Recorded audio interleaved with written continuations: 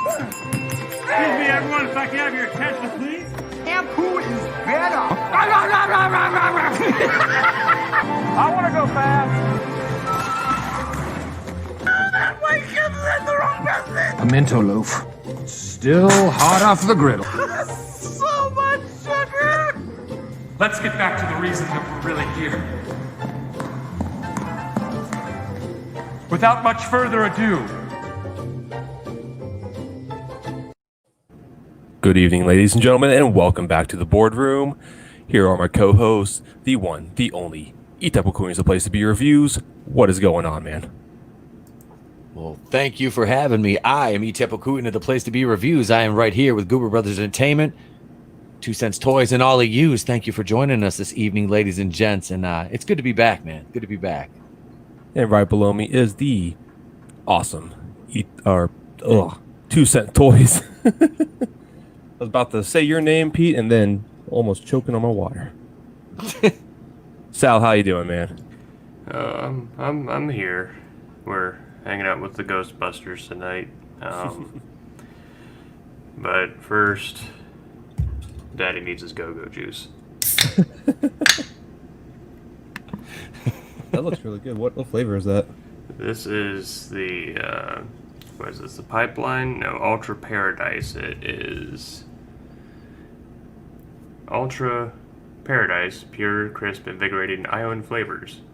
I guess it tastes like white sand, turquoise water, and a gentle tropical breeze. Because putting the flavors on the can would make too much sense. Tastes like sand. Man, that's going to be Anakin's nightmare. Yeah. Of course, it's rough. It gets everywhere. It's everywhere. All right, gentlemen. So, it's been a few weeks since we've been on here, but nothing's changed. Nothing's changed. So tonight we got a few things going y'all's way. Sal, you got any toy news for us tonight? I do. Most of it's old news by this point because in the toy sphere, if you don't talk about it in like the first, I don't know, hour that it drops, then you're old hat basically, which really kind of sucks in terms of algorithm and all that. But HasLab, this is this is how far we're digging because it's been this long. HasLab announced and funded their 27-inch Sentinel, which is it has like 70 points of articulation and all this kind of stuff, which 40 of those points are in both hands combined. So Jesus, let's not get too excited. I've backed it. I'm going to get 2. I'm going to see if I can scrounge together the funds to get a 3rd one, because in the cartoon, Sentinels always showed up as 3s. Well, for the most part, showed up in 3s. Which, God knows, I don't know what I'll do, because I barely have room for 1. But, is what it is, I suppose. It's a $350 price point, but that is a shipped price in the United States. It comes with the Sentinel, which again is like 27 inches tall, something like that. Comes with 2 extra heads. One to make him master mold, and the other is a damaged head.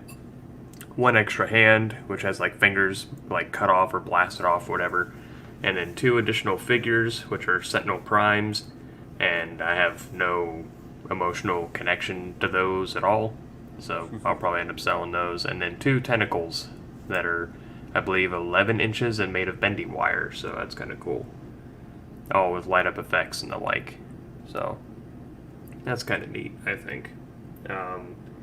Which a lot of people are complaining about the shipping or the price. They're like, that's way too much. It's like, I don't think you've ever had to ship anything before in your life. Like, $50 of that is probably in shipping, and then you have 2 $20 figures being thrown in and additional heads and hands. Like, the price is pretty well justified considering that the last time there was a Sentinel, it was like $100, and the Sentinel was only like 18 inches tall and came with 1 figure, and the articulation on that Sentinel really kind of sucks.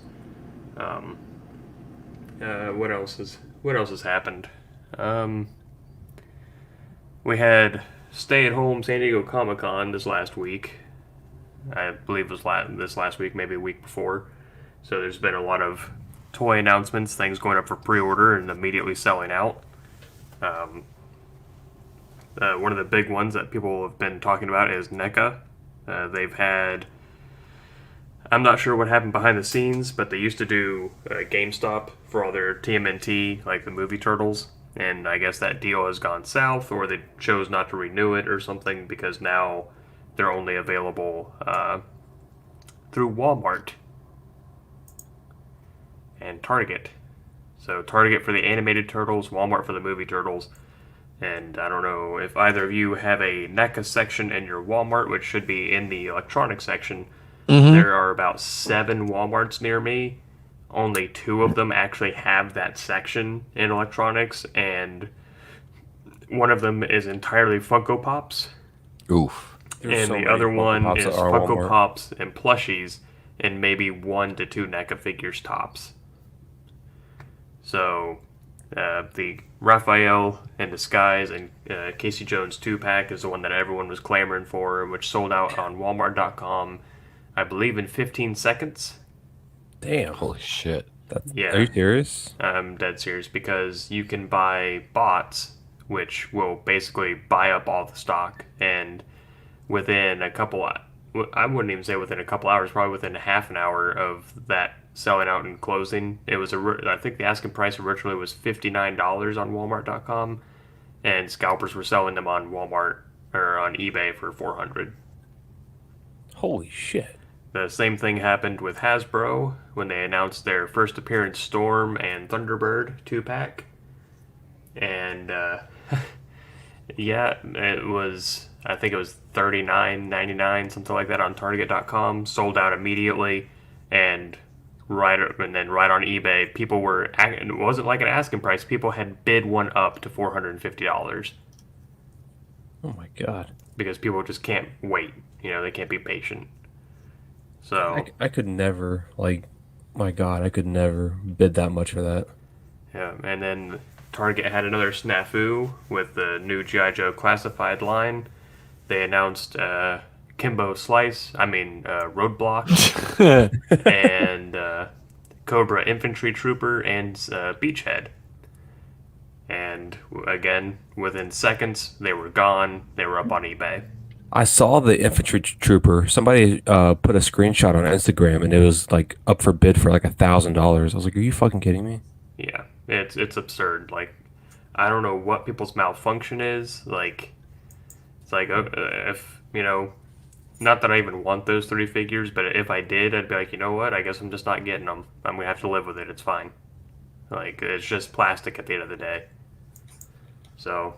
I thought people were crazy for bidding a whole bunch for some Szechuan sauce for Rick and Morty, but you look at a piece of plastic like that for $1,000. I'm like, I could buy a lot of stuff for $1,000. Yeah, especially when it's $1,000. That's that's $1,000 you could spend on other toys, or you could just wait and be like, you know what? Eventually, the price on this will go down. So, but I kind of laugh to myself at the people that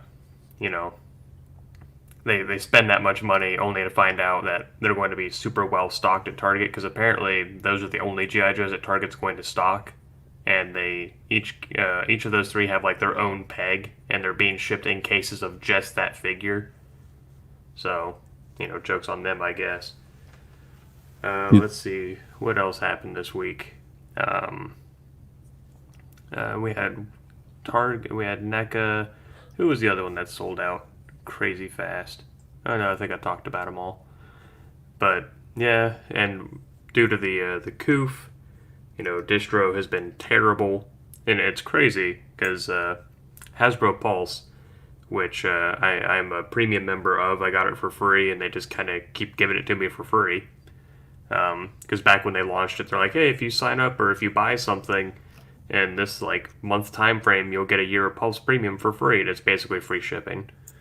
And I was like, oh, okay, and then I got an extra free 6 months for whatever reason. But they sent out a mass email to all their premium members and basically said, hey, sorry, the COOF is messing with distribution. They're going to be experiencing a lot of long delays on your items. We apologize, blah, blah, blah. Thank you for coming to Hasbro Pulse where the fans come first, blah, blah, blah, blah, blah. And it's like, okay, that's fine.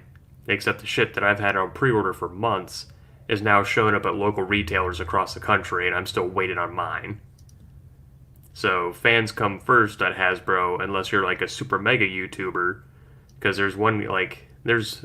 they just announced a Hellfire Club 4-pack of figures, and they said it won't even be available for pre-order until September. There's a YouTuber that already has it because Hasbro sent it to him. He gets that a lot. I'm not going to name him because I don't think he deserves any more coverage than he gets. But he already, they announced that Spider-Man Retro Wave back in, gosh, I want to say it was like February, maybe March, something like that. And it was available for pre-order, and it doesn't even ship, to me till, September. But they're already showing up at Target across the country, but this guy got it literally a week after and had reviews up on YouTube for it. Because Hasbro sent it to him. So fans come first at Hasbro unless you're a big YouTuber, then you get your shit first, or you're a big box chain retailer, then they get their stuff first, then you. So fans come first, but you get your shit last. That's basically what I'm saying. So that's why I pre-order through places like GameStop, generally speaking, so that way I can pre-order it, I can pay it off, and I'm probably going to get it before Pulse does.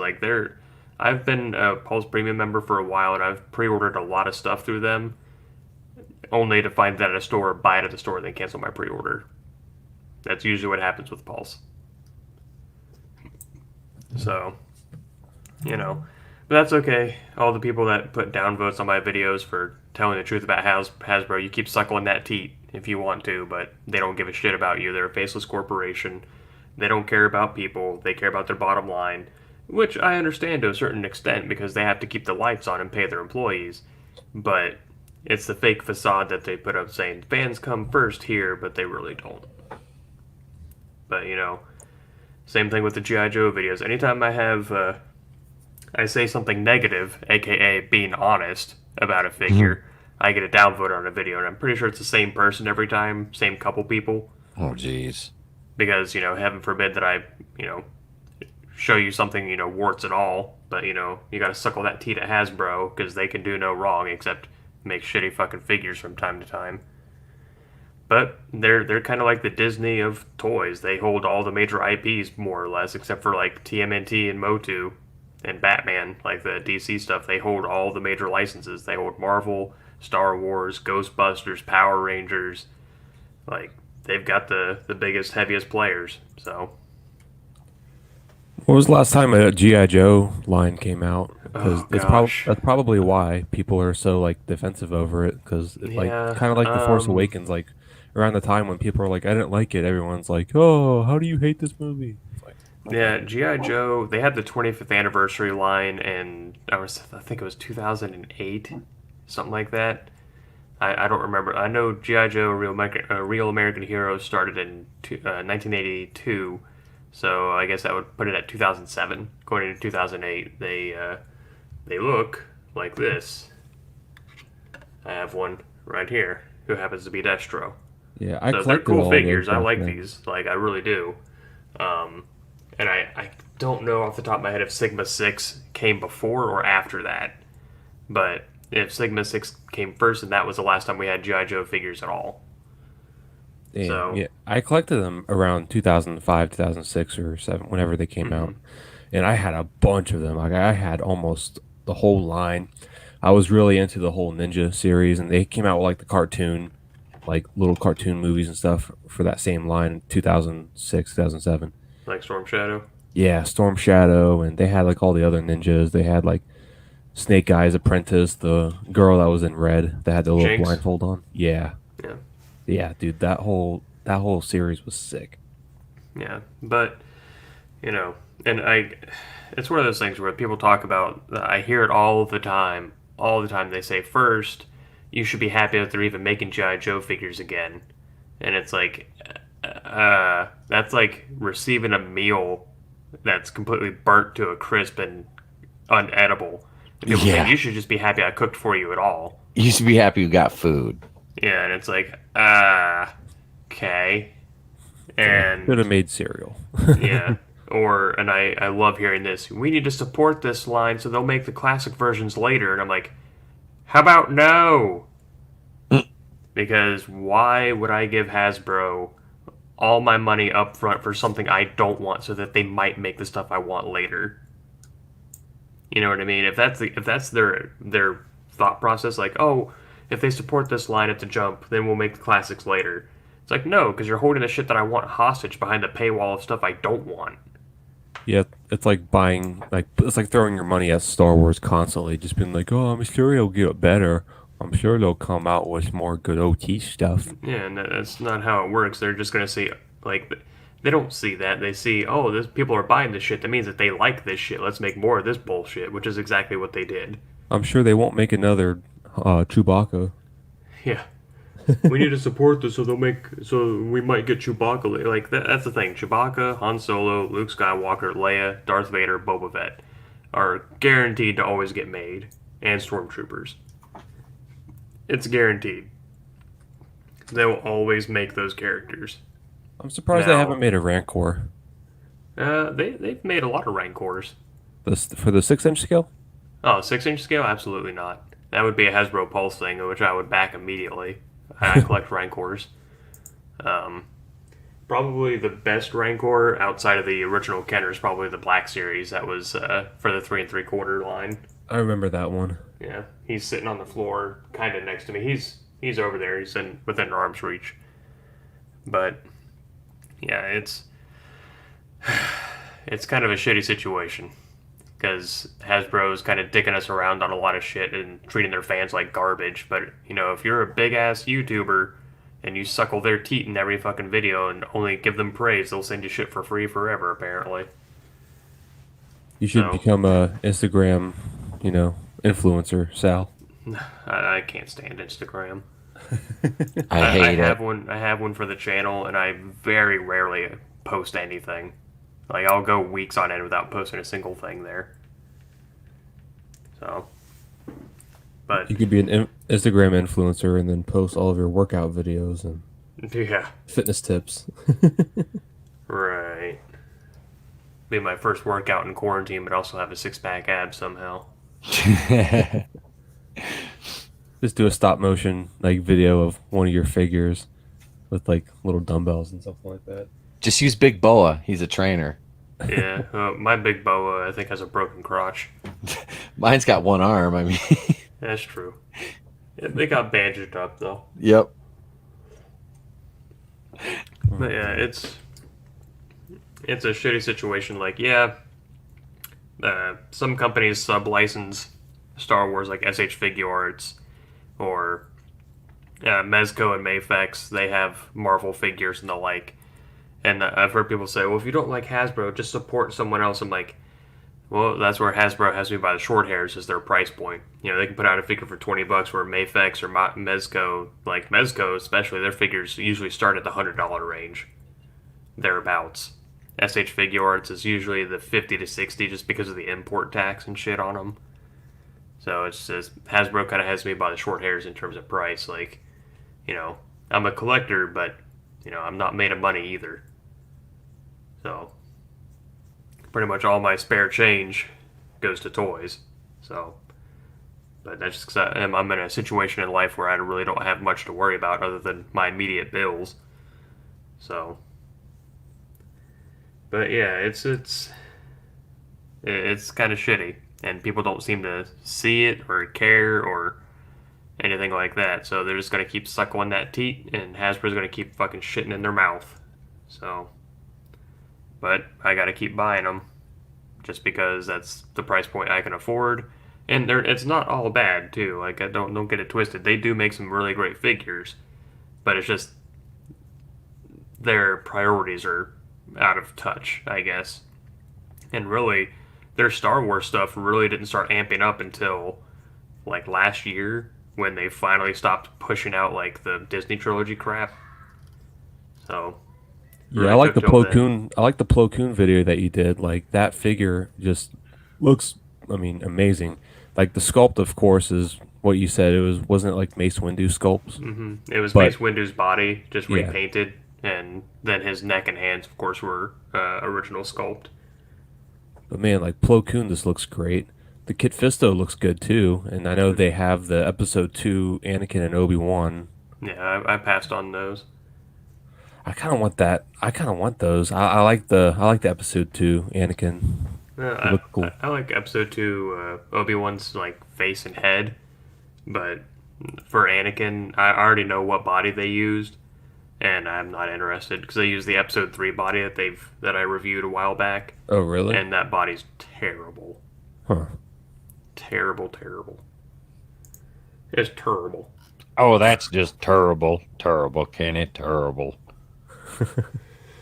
Yeah, But man. yeah, and it's kind of a fine line because there's a ton of reuse that they use, and they I could bitch about it because I'm like, I'm paying $20 for a figure I already have with a different head, and it's like, yeah, but they have to. If it was a brand new sculpt, those figures wouldn't be $20. So it's really kind of shitty. It's a love-hate relationship. It's abusive. Yeah. So it's just like these Ghostbusters. Egon looks a lot like Harold Ramis. Like he's the best out of the 4. For whatever reason, Winston looks more like Eddie Griffith. I'm not sure why, or Eddie Griffin, sorry.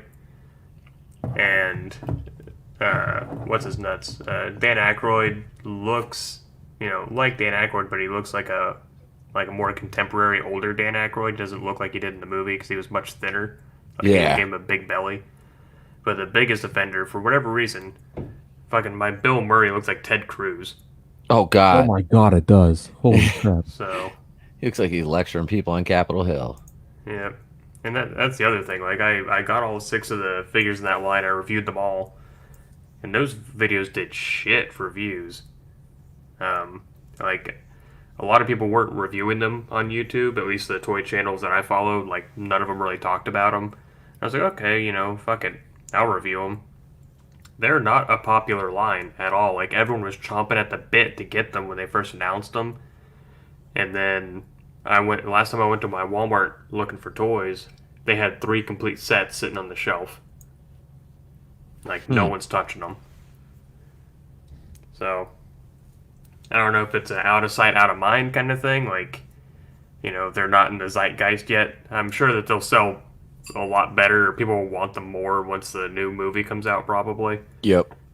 But I'm not optimistic for that movie at all. I completely forgot there was a Ghostbuster movie coming out. Oh, really? See, I'm looking forward to that. If you watch that trailer, go watch the new Ghostbusters trailer. Go watch that, and then go watch the original Force Awakens trailer. Oh, no.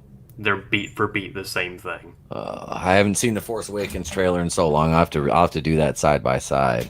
Yeah, like you remember, like, oh, it starts out with him breathing, or like there's a lot of kind of mystery what's going on. Yep. And then the music amps up, and you see the Millennium Falcon drop from the top of the screen and go flying through and shit. The single note piano key and then a black screen. Same shit happens in the Ghostbusters trailer. The music comes to a crescendo, and you see the Ecto-1 come skidding around that corner and shit. Yep. It's beat for beat the same thing. Okay. So, trend for trailers. yep. So, I'm not saying it's going to be bad, because I like Paul Rudd a lot, and he hasn't really steered me wrong yet. Yeah. But I'm not keen on kids being Ghostbusters.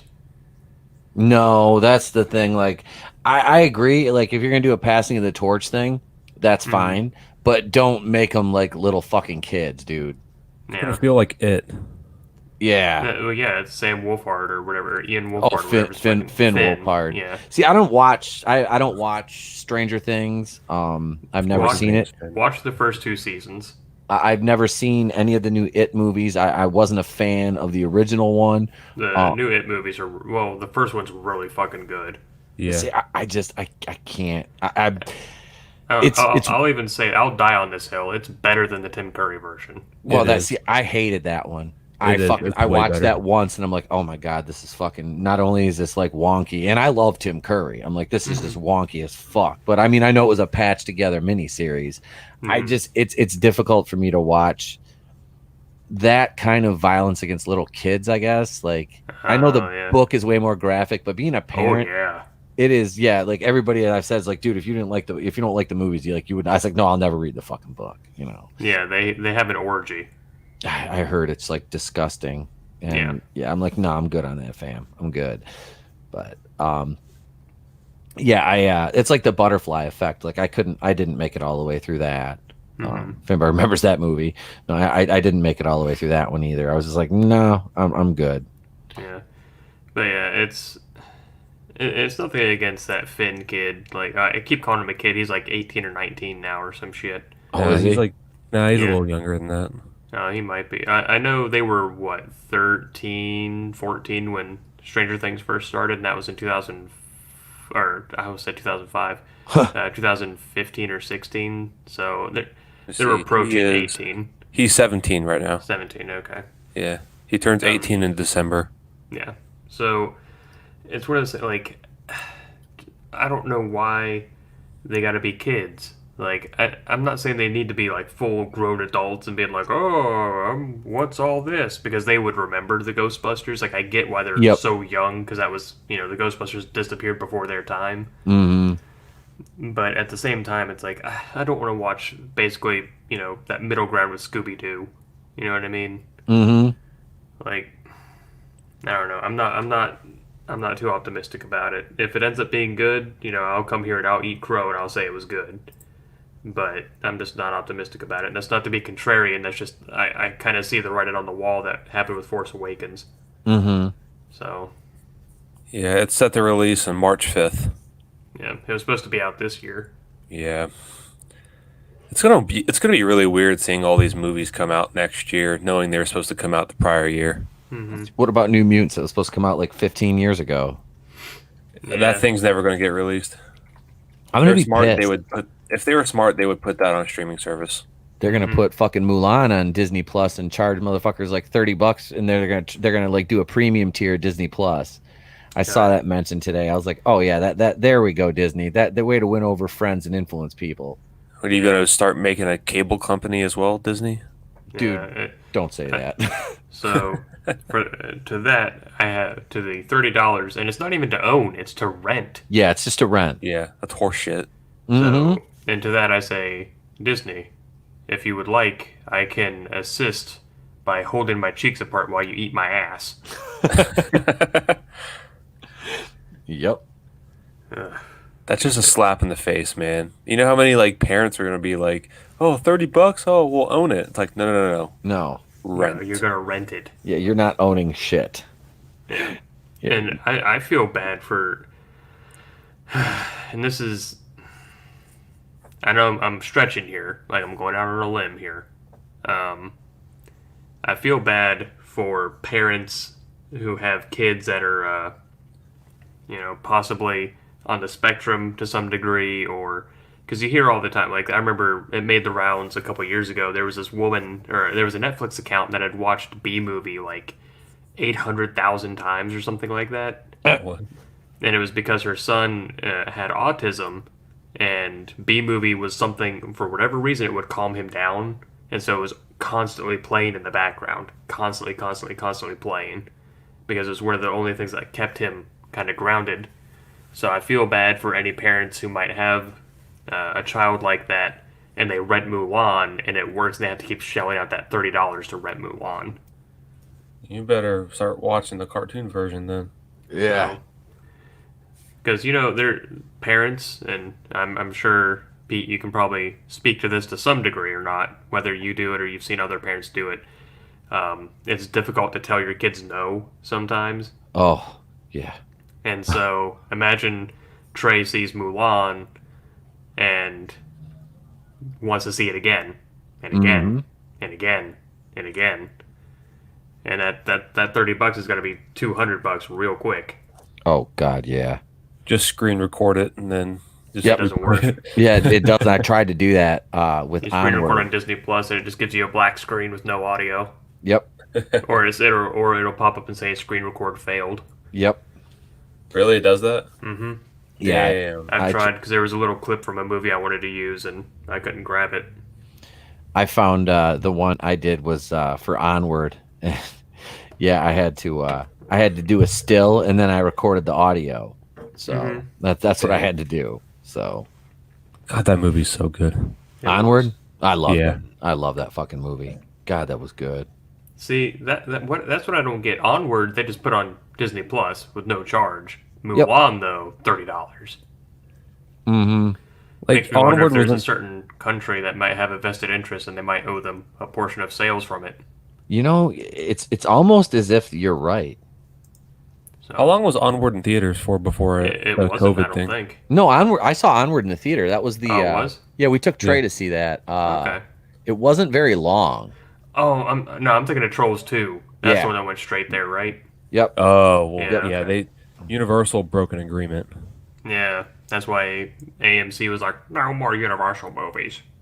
Yeah, well, they made a new agreement now. It's like Universal movies can go on the streaming service after 17 days in theaters with AMC. I don't know if that's for every theater, but as far as the AMC goes, How far of a stretch do you think it's going to be until we get like theater chain exclusive movies? ooh, that's a good question. I have no idea. Like That's that, I a think little that's on coming the- down the pipeline because when the theaters inevitably reopen, however many may be left, when they inevitably reopen, I think that's going to be like, oh, we have the new Star Wars movie, but only AMC has it, so come to an AMC theater. I could see AMC doing that for sure. I mean, no one's going to be like hashing out Regal Cinema's only exclusive movies. Mm-hmm. They're going to be like AMC exclusive because no other theater chain probably has the money AMC does. Yeah, Regal did probably 20 years ago. Yeah, They were top dog. Everywhere I went, there was a Regal Cinema. yeah. You would never see an AMC theater back then. Yeah, I actually didn't. I had never even heard of an AMC theater until I came back stateside. Like, The only AMC theater that I remember going to as a kid, or even just seeing, I don't even think I went to it, was Disney Springs in Orlando. That was the only one that was a strictly like AMC. Everything else was either Regal or Cobb or we had a movie theater. It was Rave Movie Theater here in my county, but usually Regal. yeah, we had two Regal theaters in my town. We had the main one, which was in our mall. I use that term very, very loosely. Mall, that is. And then the other one, which got shut down, was a dollar theater. That was inside of a parking garage, no less. They kind of just turned one of the floors in the parking garage into a movie theater, I suppose, because that's where you parked. You parked in the movie theater, or parked in the parking garage. You went up, and then it turned into a theater out of nowhere. And then that got shut down. That's actually What- where I saw Mulan. The animated one was at the dollar theater. Hey, So. But yeah, I don't think it's that far of a stretch to imagine that, you know, AMC or someone might have theater exclusive videos. Like, I know there's already, like, you know, in select theaters, like limited release video movies, but I don't know what the politics is behind that, but I imagine it's not exclusive because I saw, what was that movie with Benedict Cumbersmooch? Where he cracked the Enigma code. Shit, I can't think of anything else with him outside of Doctor Strange. But either way, he cracked the Enigma code from it was a World War II movie, and I can't think of the fucking name of that movie. Was it Wind Talkers? No. That's an Wait. old movie. Okay, I'm trying to. I don't know. I can't remember. Yeah, it's not Code Breaker or something like that. I forget what it's fucking called. Regardless, it came out a couple of years ago, and I saw it when I was on leave, and I saw it at this little like artsy fartsy fucking movie theater. Not in my hometown, but in the town that I was in. And they're the theater that gets all those like select theaters, limited. Sorry, the kids are screaming next door because they don't know how to fucking be quiet. But they're like, we know you have toys. I'll break those fucking fingers. Fuck them kids. Your little shits. Yeah, so Jesus you hear that? Christ. Yeah. Yeah, you know what? I'll make my point when they're done screaming out there. You guys talk amongst yourselves. Oh my God. Well, Pete, Yeah. I know you got your topic that you wanted to kind of Yeah. discuss. Kind of Kind of ridiculous, don't you say?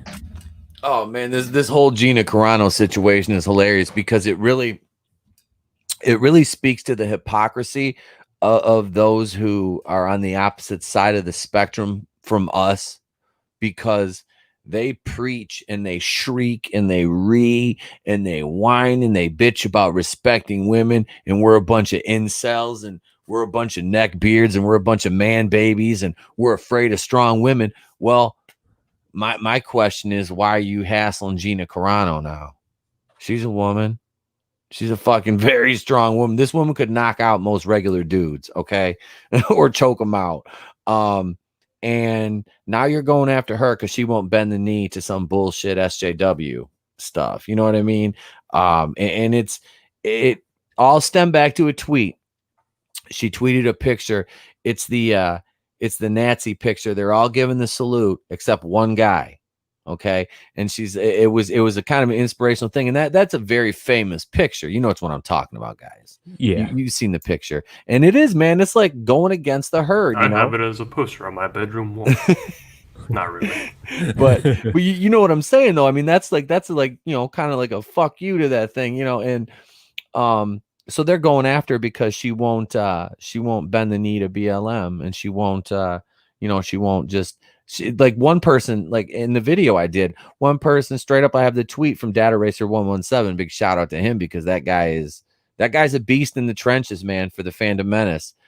You want information on anything pertinent on Twitter? Holy shit, dude. Data Racer 117. I will give that guy a plug anytime, because, you know, I'm not the only YouTuber to use his tweets and videos. There's a lot of us that do. So he does a great service. And they actually quoted his tweets. They called him a Twitter user, but it was Data Racer 117 in the Newsweek article that I used for the base of my video.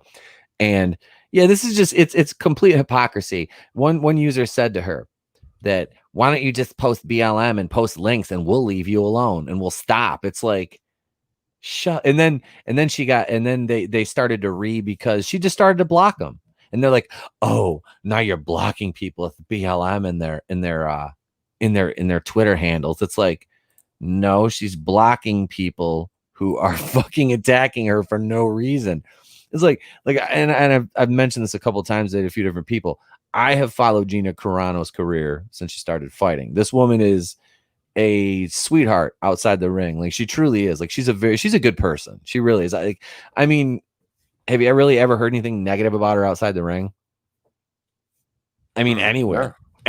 She's a very humble, and you know, just down. She seems like very down to earth.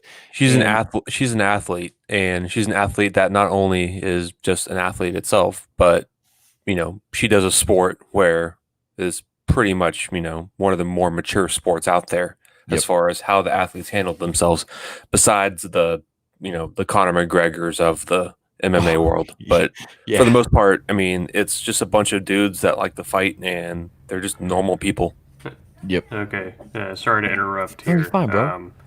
So from comicbook.com, so God only knows. Headline says Mulan rentals confirmed to last the length of your entire Disney Plus subscription.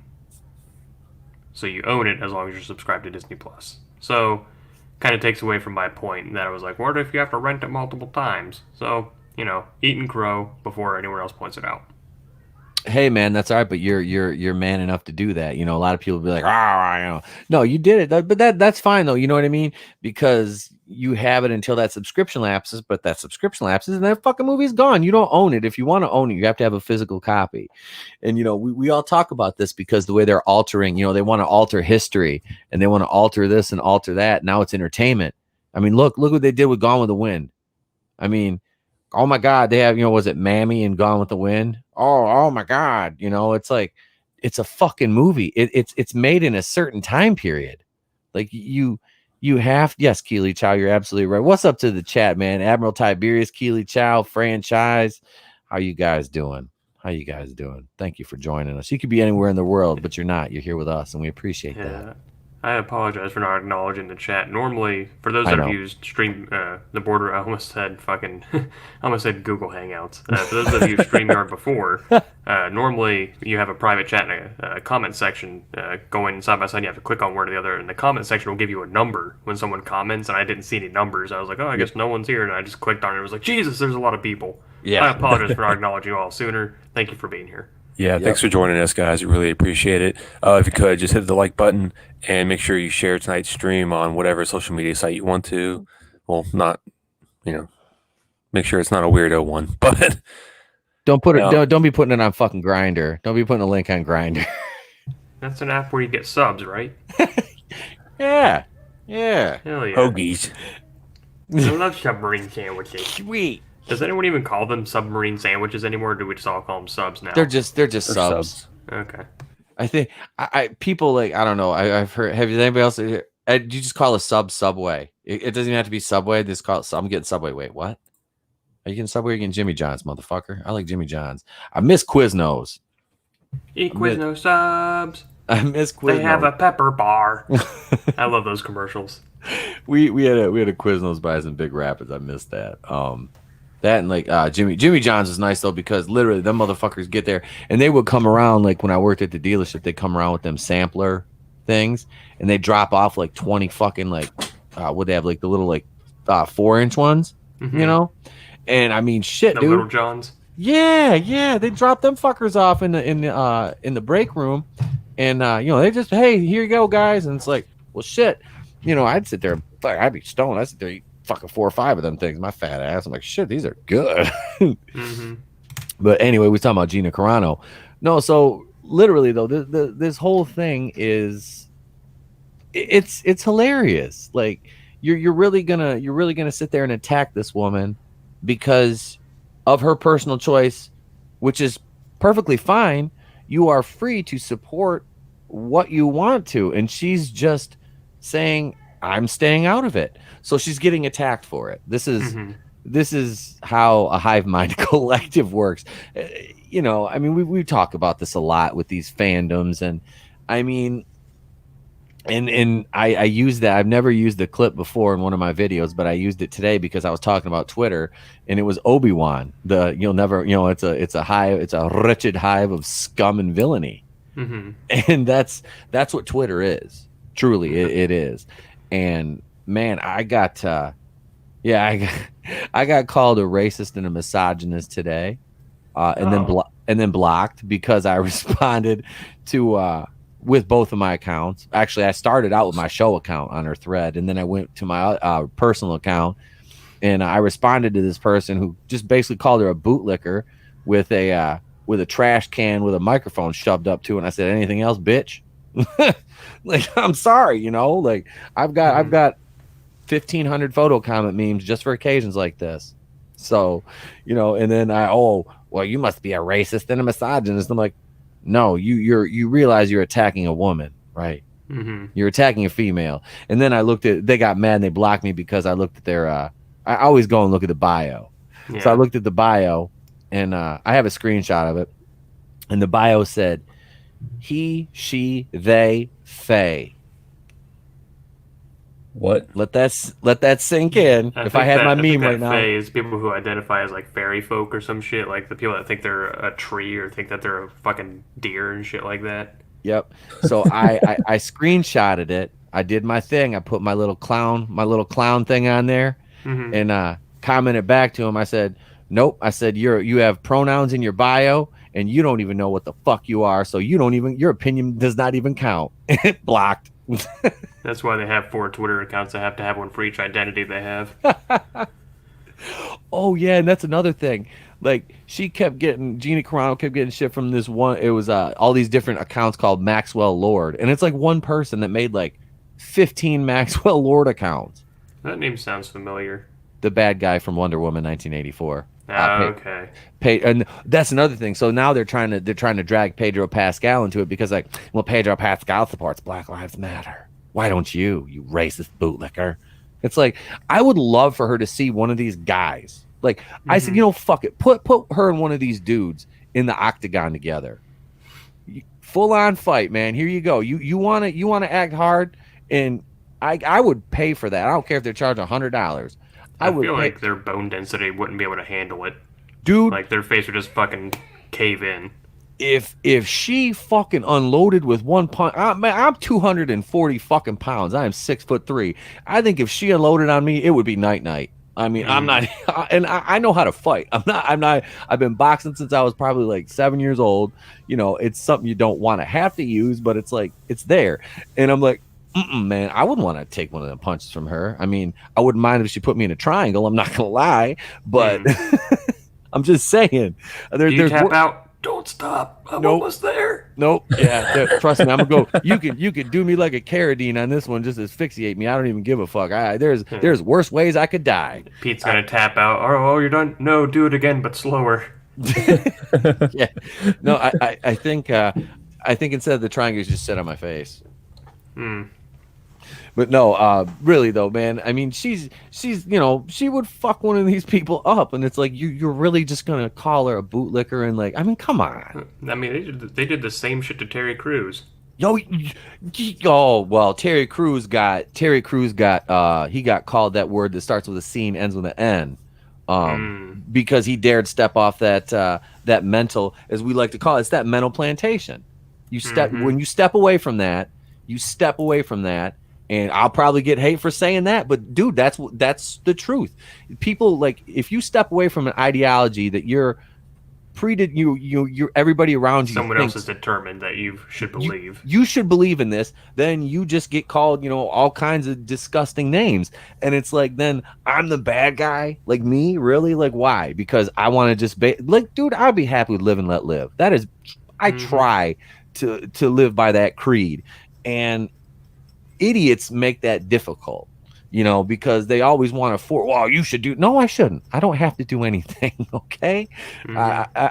We always go back to talking about food. This is something Tony and I talk about. We talk about food. People are like, I don't like certain foods. I don't like, I don't like the texture. I don't like the taste. I am 40 years old. I know what I like. I know what I don't like. I know what I'm not going to eat. And so, you got to try this. Well, I don't like it. No, you've never had mine. Motherfucker. You are not Guy Fieri, all right? And trust me, ain't nobody on this earth, not even my mama, gonna take and make me eat beets again. Beets, they always taste like dirt. Yes. No matter what you do, they taste like fucking dirt. Nope, they're fucking disgusting. And like I said, the last time I had anything to do with beets was borscht, and I was 7 years old. Was it warm or the cold? Oh, it was warm. Ugh. You gotta do it for Dwight Schrute, drinking man. hot mud. Yeah, oh yeah, it's fucking disgusting. So yeah, but this is what I'm saying is everybody has choices, and it's those choices used to guide as your guiding principles in life. And as long as your choices don't affect or hurt anybody else, then people can just fuck off. Bottom line. And this is the thing I like about Gina Carano and why I don't think she'll eventually bend the knee to these people is because she's not a Hollywood regular. She's like Cody said, she's an athlete. Okay. She can walk away from Hollywood if she wants to and live a perfectly good life. She could probably go fucking open a gym, be a trainer, make a good living. She's very marketable. She's intelligent. She's well spoken, commentary, anything. I mean, there's limitless potential for this woman. She doesn't need to act. That's something she obviously wants to do.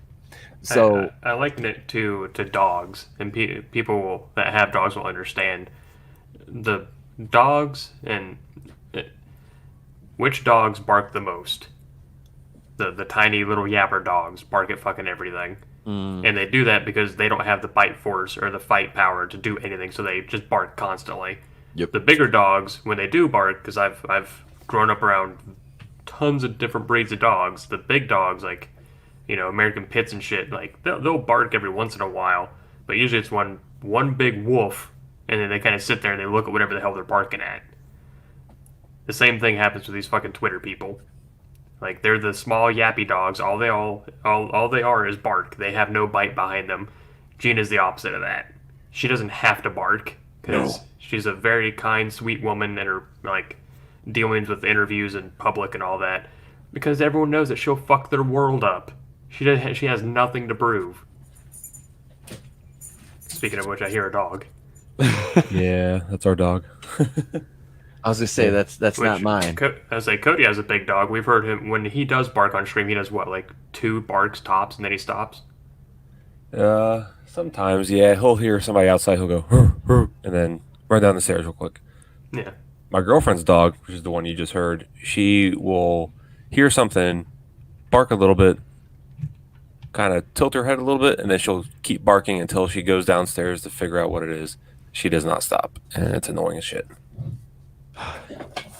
So, Mine's a yap. Mine's a yapping ass.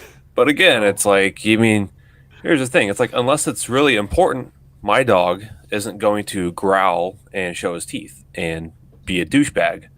He'll bark every now and then, but yeah, he's not like barking at every single thing that he hears. exactly. So, It's kind of comes back to that dog whistle analogy that we've used before. Yep. So they hear that dog whistle and they just start fucking barking, and they don't even know what they're barking at. Mm-hmm.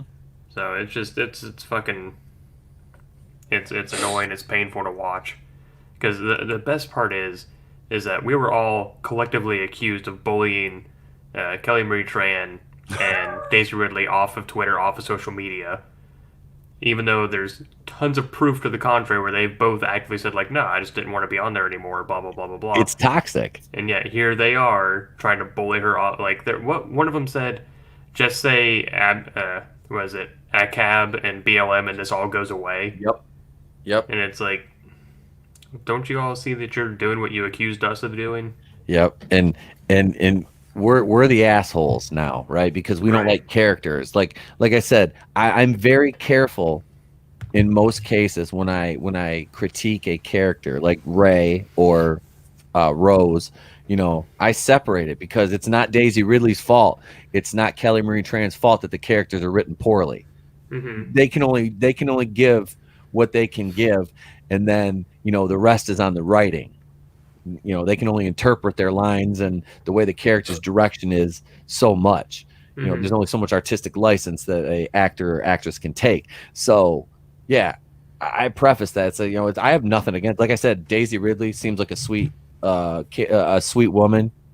Kelly Marie Tran, same thing. She seems like an absolute, just like a treasure. She is. She seems like a really like fun, energetic, just great girl, and it's the same thing with Gina. Like we said, she's a sweetheart outside the ring. And it's like, you're gonna attack her, like you've become the very thing you swore to destroy. There's that fire truck meme that's on fire. It doesn't make any sense. And that's that out of both sides of the mouth, man, the double speak. It's the fucking hypocrisy is real. The hypocrisy is straight real. And the same people that are doing this are the same ones that attacked Terry Crews, and called him an Uncle Tom and all that shit and the other stuff that I'm not going to say. But it's fucking ridiculous, man. Like I said, you're calling Gina Carano a bootlicker. I'm like, bitch, if she was in your presence, she'd kick you in the face and make you lick her fucking boot. You fucking weirdos. I mean, these people don't have lives, and they're the ones they're always like, you're an incel, you're a basement dweller. It's like, you live on Twitter. Like, you literally have like 80,000 tweets. I mean, like, normally the only things I tweet are for the show, videos, stuff like that. Maybe a meme occasionally, not very often though. I retweet all the people that I follow with the Fandom Collective, man. Big shout out to them. I retweet their shit. I don't, but today, man, that just got me. Like, I went hard in the paint a couple times. I'm like, this is you're attacking like a legitimate, like, good person for no reason. I'm like, this is something I could take my hat and throw it in the ring for. And if you want to call me a simp, I guess if I'm gonna simp for somebody, Gina Carano, I'll take it. I'm not gonna hang my head on that one. But we get it. We would too. It's okay. Absolutely, man. I was like, she's. Hey, it's like I said, man. She's an amazing woman, and I respect the hell out of her for that takes a lot of guts to get in that octagon anyway. And if you see I don't know if any of you watched the American Gladiators reboot they did. Titans. No, it was American Gladiators, man. She was on it when they rebooted that, when Hogan and Layla Ali were hosting it. I used to watch that because it was like her. And there was a couple like the fitness chicks that I followed were on there, and they were like, and they were the female gladiators, and she was like, she's a badass, dude. Like I mean, her and this other chick, this Robin Coleman, she's a goddamn powerlifter. She's about as big as me. Them two would fuck. I mean, they just toss people. You know, it's like these fucking you really people run their mouths to the wrong people, and it's one of those fuck around and find out situations. Mm-hmm. You know, but these people would never confront anybody in reality. You know, I told you guys I got did I tell you guys about what happened to me at the store with the mask the other day? Mm-hmm. Yeah, I mean, it's like that. It's like I have some like I mean outside too, and it's like walks by and just starts talking shit. And I'm like, are you fucking serious? You know, I'm talking to a friend of mine's mom who is like 60 some years old, and she you know started going at the other. I kind of tripped, but I'm like, I just kind of sat. I'm like, what? Why? Like, why would you? Why? Why wouldn't you just mind your own fucking business? That's the thing. People don't know how to do that anymore. Mm-hmm. It's like because you can say something doesn't mean you should say something. Yeah, I'm surprised though. I mean, you didn't disclose the approximate age of this individual, but most people, I expect that kind of behavior from like younger people that grew up on Twitter and shit like that. And I'm guessing this woman is probably between you and your friend's mom's age. Oh, I would say she's in her late 40s, early 50s. Okay. Yeah, At least. She probably plays on social media and shit, but a lot of these kids, I think, what was it, Mike Tyson that said it? He said something to the effect that, like, some of you have spent too much time on Twitter that you are used to getting you're used to words are hard. You're used to disrespecting people and not getting punched in the mouth for it. Yep. So I feel like a lot of people, and I've said this before, Pete, you might even be lumped in this category now. Millennials. I believe 1980 is the cutoff now, or 1981 might be the cutoff now. I think it's 81, so I'm still a Gen X. Yeah, they keep broadening it for whatever. They moved the goalpost. Yeah. When I was born, I was Generation X. Then I became Generation Y, and then out of nowhere, I got turned into a millennial. But either way. Well, how old are you, Sal? I'm 31. Yeah, you're a millennial. Yeah, technically speaking, I'm a millennial. You young man. My cousins are like several years older than you. Yeah, they're millennials. So, like, yeah, oh, okay. It's just bizarre how that keeps changing and broadening because the cutoff for Generation Y when I was a kid was like 1987 or something like that. And then, you know, anyway, regardless, excuse me. So I assume people of my generation tend to do that. Like, they're so used to, you know, combating people online and not getting punched in the mouth for it. But, you know, and that's... People forget, they get used to that mindset of I can say whatever I want, nothing will happen, and then they do it in person and some shit happens, and they're like, oh my god. Yep. So, it's like that, not to get too far into it. Sorry, Steve, you are. He says he's not a millennial. You are. Sorry, bud. How old are you, Steve? He's the same age I am. Might be Oh, younger. He's right around Sal's age. I'm 25, so I'm safely a millennial for sure. Yeah. You're almost, let's see, 25, that puts you at 1995? Yeah. 95. Okay, yeah. Gen Z starts in like 1997 or some shit. I don't know, it's so fucking weird. He identifies as a boomer.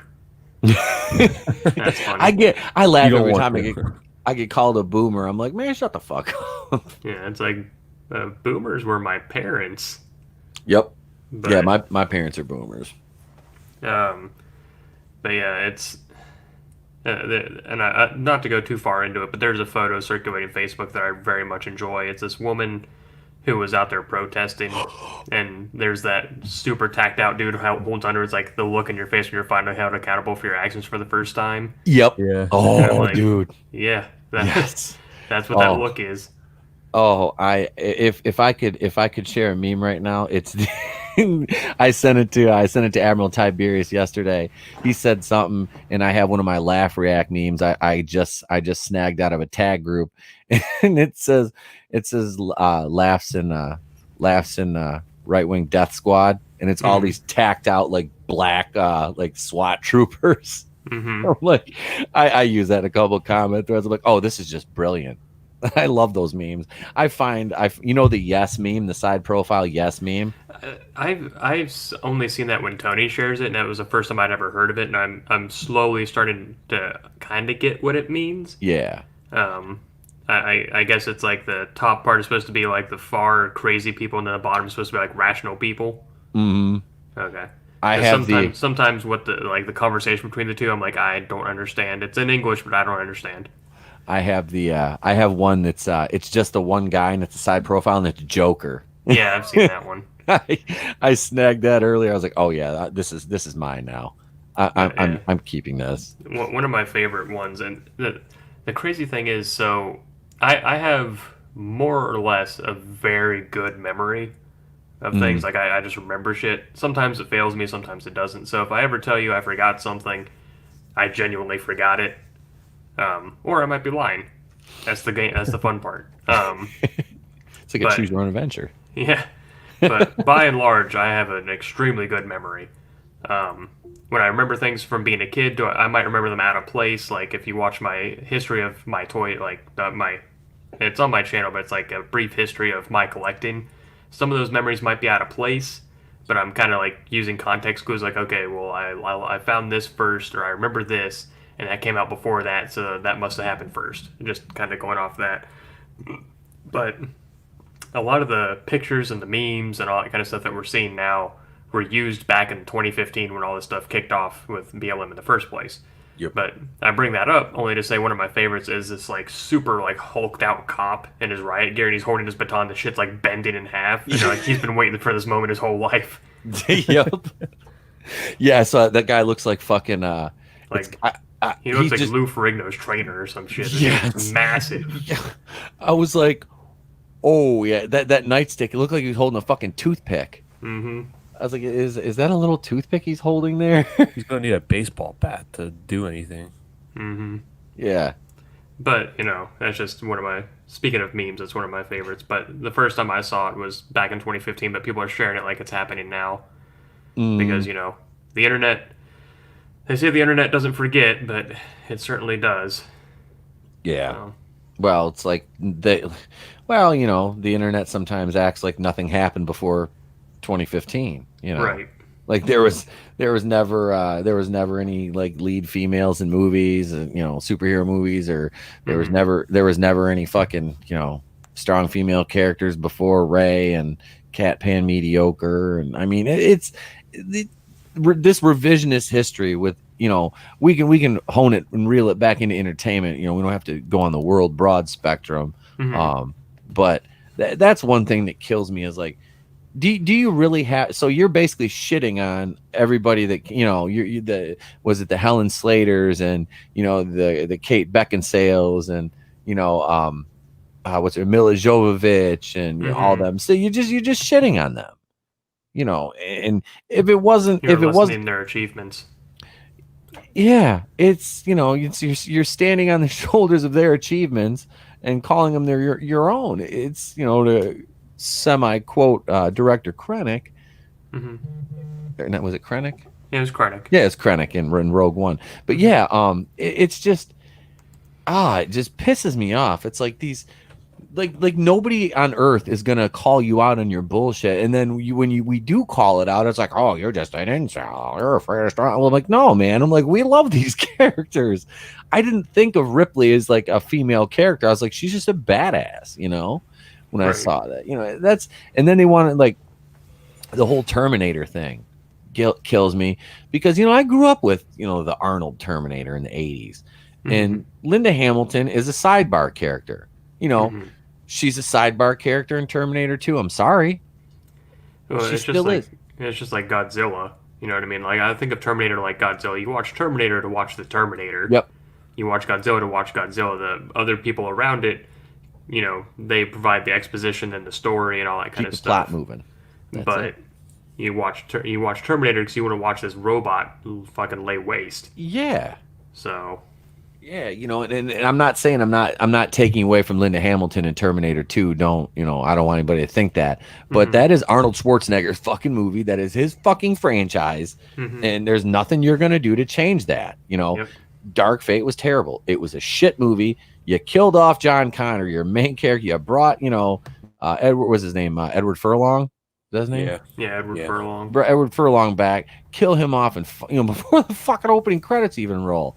Mm-hmm. And like I said, I was really. And this is another reason I have a small celebrity crush on Mackenzie Davis. Is she come out and just says, "Yeah, nobody wants any more of this." I'm like, I know exactly, and I feel bad for her. She was in like 2 shit movies this year. She played the nanny in that one, and that kind of old timey like suspense horror movie, and then Dark Fate, and it's like, when your lead actress is shitting on your movie, Tim Miller. She needs to get a better agent. Speaking of female characters and all that, I finished watching the 2nd season of Umbrella Academy, which again, I have never read the source material. I don't know anything about it. I went into that show blind and I loved it. I thought it was awesome. Ellen Page gets top billing. Okay. You could construe her as the main character if you really wanted to. Excuse me, I'm stifling a burp. Because that go-go juice is carbonated. But it doesn't. There's enough going on with all the other characters that it's like an ensemble show. Like I mean, Ellen Page I think is she's the only one I recognize from anything else. Just to be flat honest about that. But you could stretch it to she's the main character, but she's not. Like there's enough dialogue and enough going on with the other characters that it's kind of like you could say that Iron Man is the main character of the first Avengers movie. Like you could make that argument, but he's not. Yeah. So it's very much the same. Like you could argue she's the main character, but just as a counterpoint to Terminator, where Terminator's the title, Terminator's the main character. You know what I mean? Yep. So, but again, highly recommend that show. There's that would be as good as it woke for you, Pete. Especially the 2nd season. I won't go into it on air because there's it's a spoiler for the 1st season, but. All right. If you watch it, we'll talk offline about it. Yeah, I want. That's something I was talking to my cousins about that too, because one of them just watched it and said it was pretty good too. So I'm like, and then I think we talked a little bit about it on Monday night. I think it's really fucking good. Yeah, me and the wife will be checking that one out. So yeah, highly recommend it. And it's one of those. It's not to go too far into it, but it has a very diverse cast as the main ensemble cast, and they don't. It's not a thing. Like it's not. It's like the original Power Rangers. Yep. Very diverse cast. It's just what it is. They're not. Oh well, making all these like contemporary talking points or anything. It's just them. They're a family. Yeah. So that's the way it should be. It's just like The Haunting of Hill House. Phenomenal show. Great show. 10 out of 10. Cannot recommend that show enough. Diverse cast. They don't use that as a platform to talk about contemporary shit. It is what it is. And I think that at the end of the day, that's really what it is, because none of us here hate diversity for diversity's sake. No. None of us are like, no, they have to all look like me. It's just, it's like, no, just don't fucking beat me over the head with it. Like, I'm trying to watch this show. If I wanted to watch Twitter in live action, I'd go on Twitter. Yeah. Like, the best way to do diversity is just to not talk about it. Yep. Nobody, just crammed it down your head, down your throat, like in Power Rangers. Like I was going to talk about it, make fun of it. Yeah, and I was a little kid, and I was like, oh, cool. There's a black guy Power Ranger, an Asian one. There's a girl. Like, there's a dude. I didn't know he was gay, but he's a gay guy. And freaking whatever his name is, Austin St. John is the Red Ranger who plays Jason. Jason. Originally, he was supposed to be Native American. Like, they were going to go that heavy-handed with the colors of the suits and the colors of the skin. Oh, jeez. Yeah, but they didn't. So, but either way, it's like, as a kid, that never occurred to me. Like, I didn't care about it. I was like, all I cared about is who had the coolest weapon, who had the coolest Zord. That's all I cared about. And I was like, Jason has a sword and a T-Rex. Boom, he wins. And then Tommy showed up. He had a dragon and a fucking dagger. I was like, Tommy wins. And then he had a fucking saber and a goddamn fucking white lion or white tiger, the Tiger Zord. And I was like, Tommy wins again. Like, that's all I cared about. And then, like, playing pretend on the playground, it was never like, You know, because I was of that age where we, you know, Power Rangers at its height zeitgeist, and I was in school. We'd play on the playground. We'd all pick a Power Ranger. No one cared. Like if I wanted to be Zack, no one cared. Like and this is probably just a stupid tangent to go off of, but and it kind of reels into entertainment. And I'll bring it back to that. My very best friend when I was in kindergarten was black, and we would play Power Rangers. Him, me, and another friend of ours. And if I wanted to be Zack, I was Zack. He liked being Billy most of the time, like because we cared about who had the coolest Zord, who had the coolest weapon. That's all we cared about. One time, our other friend Michael wanted to be Kimberly. We made fun of him for that, but that was about it. Like, haha, you're a girl. Like that was about it, because that's what 4 or 5-year-olds do. But to cycle it into entertainment, Cody, you've seen Stranger Things, yes? Yeah, I've seen it. Okay. Is it the second season where they show up dressed up as Ghostbusters for Halloween? Yeah, season 2. Yeah, that's what I thought. So they're in 8th grade, and when you're growing up and you go to school on Halloween, they let you wear your costume to school, like when you're a little kid.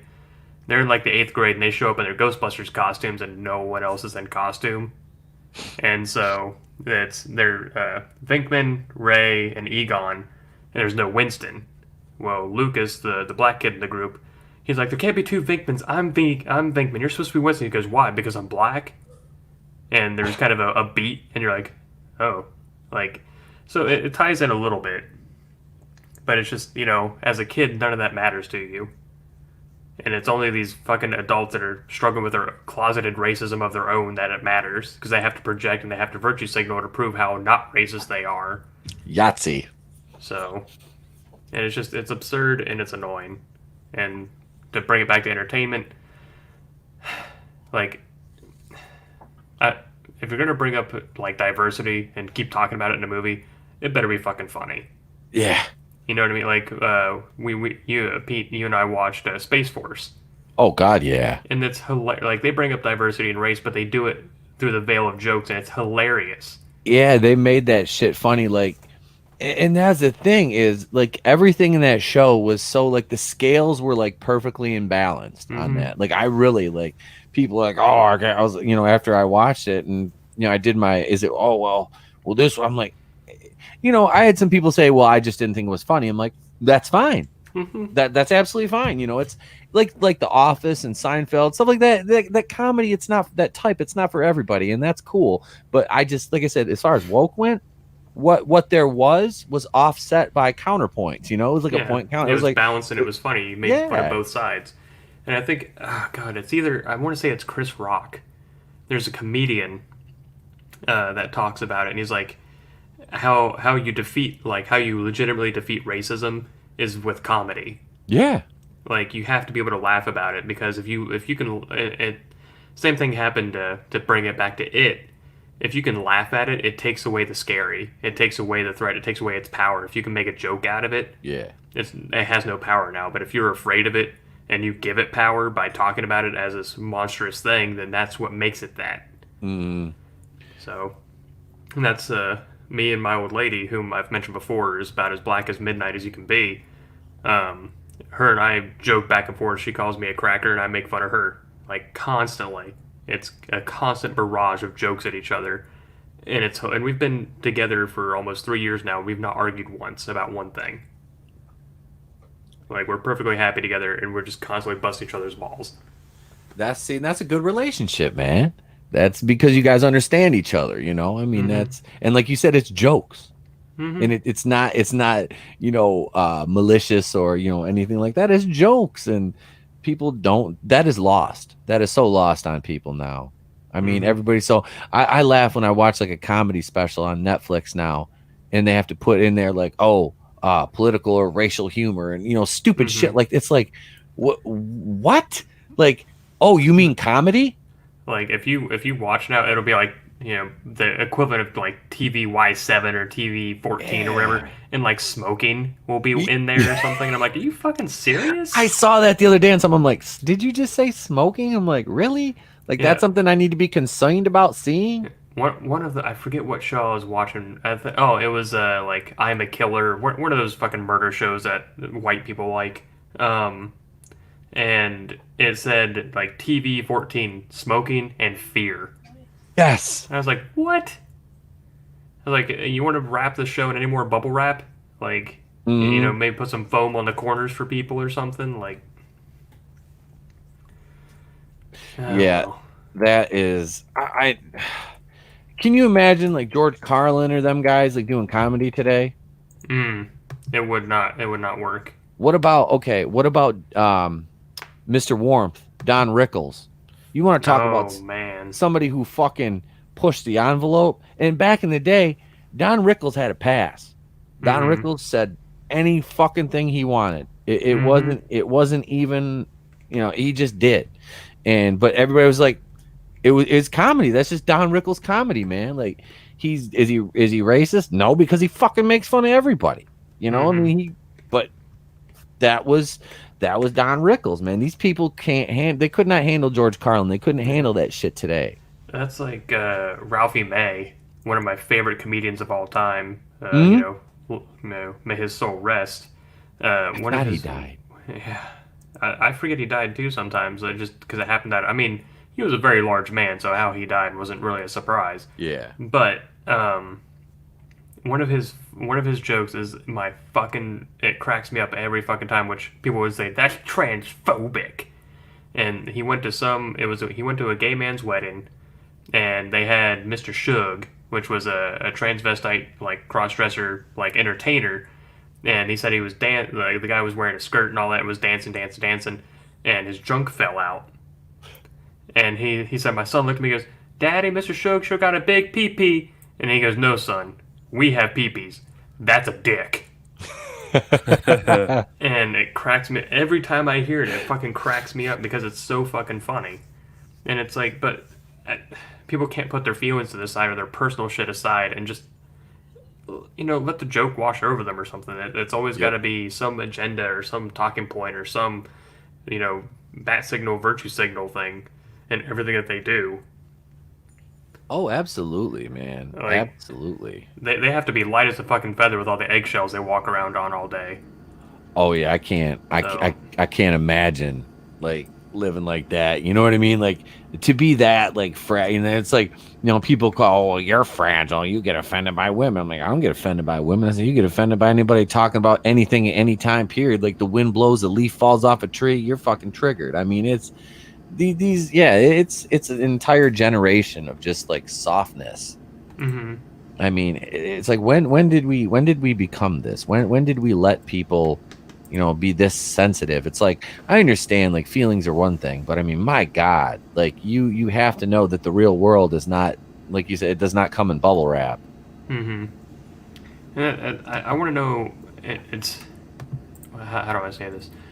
Like, we're always told, what was it? It was like Battlefield 5 or whatever stupid first-person shooter that came out, because that shit comes out every fucking year and people still keep buying it. It's the same fucking game. It was like the developer came out and he was like, if you don't like it, don't buy it. And it's like, okay, so people didn't buy it, and it's like, what happened to that? Because they used to be a big talking point for both sides. If you don't like it, don't buy it. But now it's like, for them, they're like, oh, if I don't like it, you can't like it. No one can like it. Yep. And it's just, I know we're pretty much talking in circles. That's all good. Speaking of which, I want to mention something to you, man, Sal. I forgot. I saw something at the store the other day, and next time I go, 'cause I'm gonna pick it up. They have fucking Top Gun toys. They do. Leonard Toys makes those. The guys that made the Alien toys. I saw that, and I was like, they have the what was it, Maverick and a Bogey set so far, and I was like, they're actually pretty cool. I'm gonna fucking buy them. I've thought about getting them just because I don't have any jets for my GI Joes, and I know this is sacrilege. People are going to tell me it's sacrilege, but to me, the core and GI Joe were the same thing growing up. They absolutely are. I couldn't tell a difference because I was like 6, 7, 8. So I was like, oh, they all move the same way. They were all the same stuff to me. Like anytime it was Christmas time, I'd ask for GI Joes. I usually got the core, and I didn't know the difference. I thought GI Joe was a type of toy, not a brand. So, but Yeah. That's I bought the core figures. And I was like, they're exactly the fucking same as G.I. Joe's, man. Like they are. When me and Trey went into that little eBay store, they had a bunch of loose figures in a basket. We bought like, was it 3 or 4 of them for like $2.99 or something like that. The guy was loose. And I was like looking for ones that were like, I found ones that with like no broken thumbs or crotches. I'm like, here we go, man. Here's 4 of them. Bam. You know. I'm one of the weird kids that honestly, I didn't like it when a thumb broke.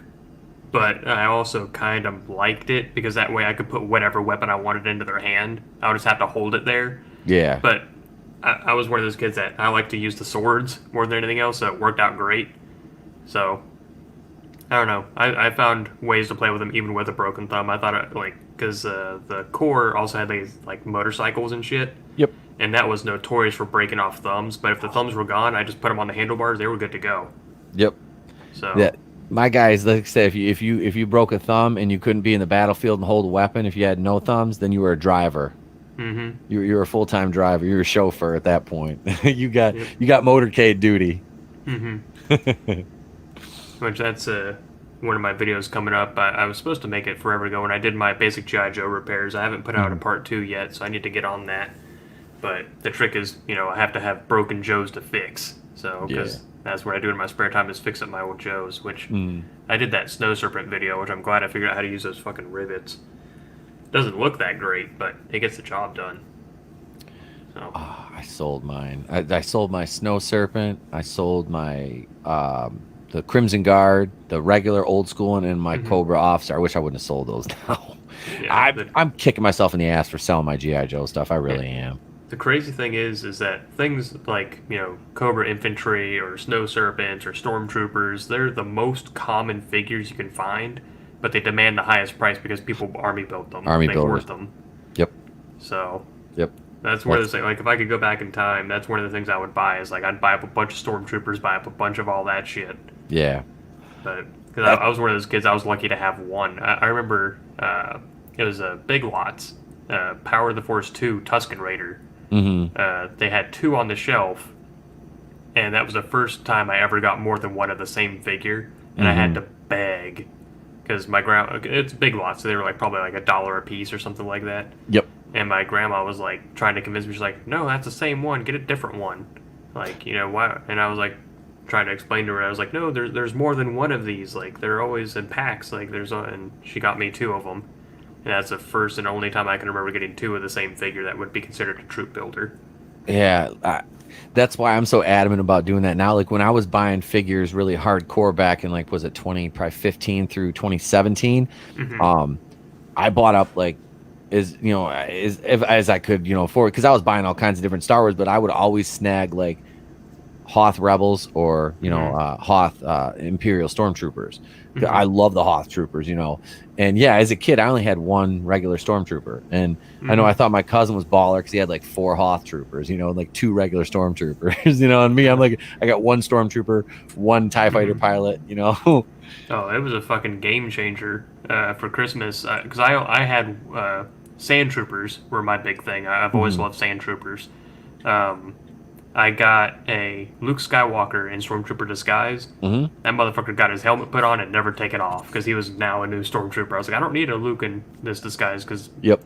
And I'll admit, the nomenclature is Bespin Luke, but it should really be called Empire Luke because he wears that uniform for almost the entire movie. Yeah. But Bespin Luke's my favorite now, but at the time, Jedi Luke was my favorite because his lightsaber was green. Yep. And that's the short and the long of it.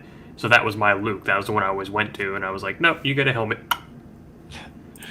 Until I was 35. The only Luke and Han I had were my Hoth ones. Those are the only 2. I didn't get because I bought the big head Han, and I've got the vest or the leather jacket, the Empire Strikes Back Han, and I've got like a couple. I've got like 2 Hoth Hans, 2 Hoth Lukes. I've got the Power of the Force Han, and I've got Return of the Jedi Luke in the 375.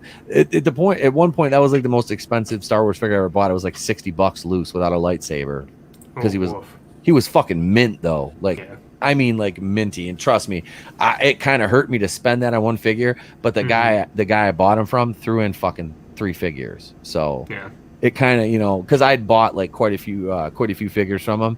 So he was like, I was like, $60. I'm like, he goes, I'll make it worth your while. I'm like, all right, man, you know, whatever. So I PayPal'd him, and 4 days later, I get a fucking package with Luke and then 3 other figures in it, which I was like, that's fucking cool. You didn't have to do that, but it was solid.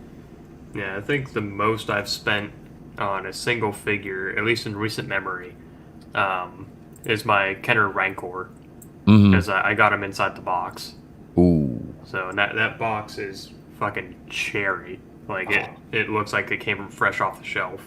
That's nice. So, because the Rancor himself, I mean, he's mint because he's inside the box, but it was the box made up that price. And I tried to talk to the guy. I was like, I really just want the Rancor. I don't want the box. And he's like, listen. He's like, I don't want to split these up. He's like, I could probably get more money if I sold the Rancor in the box separately.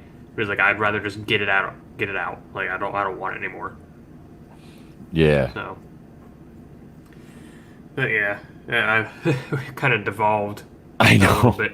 I know. So let's see. We were talking about Gina Carano. Is there anything else you were covering? Honestly, no. I was just gonna make a joke. I didn't know if any of you guys had ever seen the Lego Ninjago show. I've heard of it, but I've never seen it. Like watched it.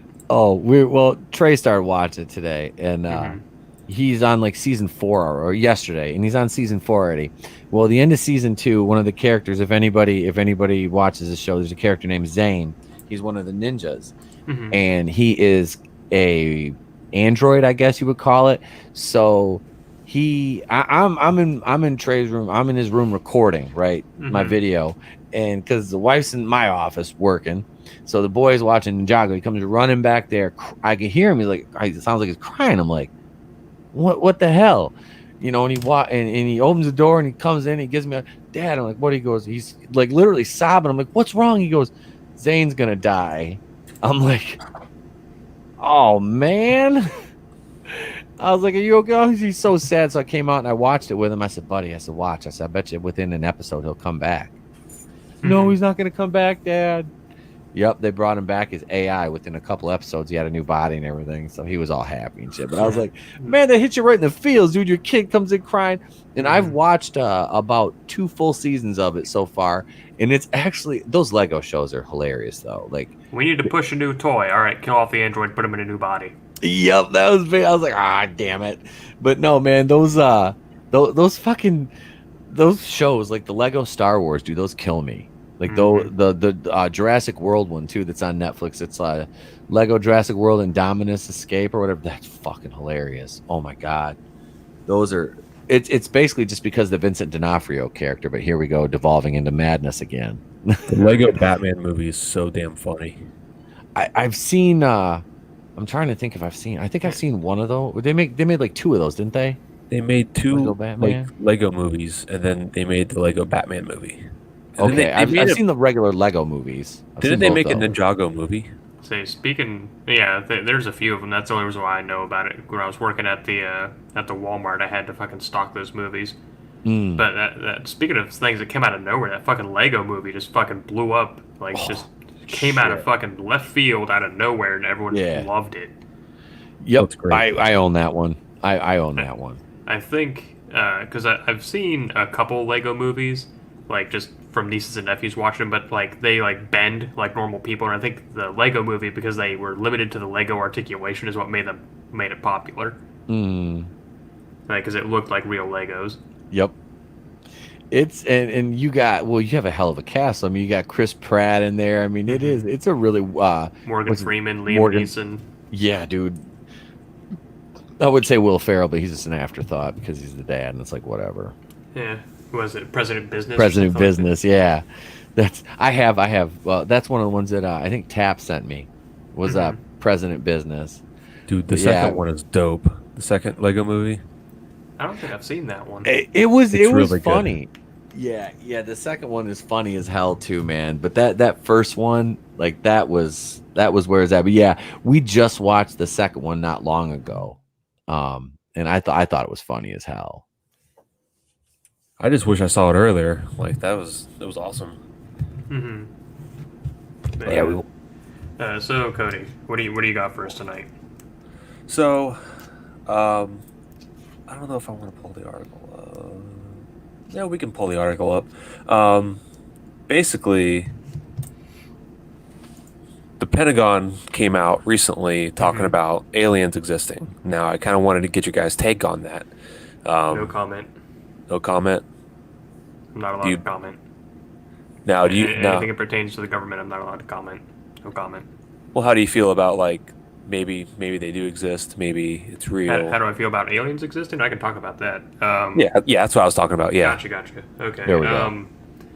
I think it would be absolutely foolish and asinine to not think to think that we're the only ones in this universe. Yep.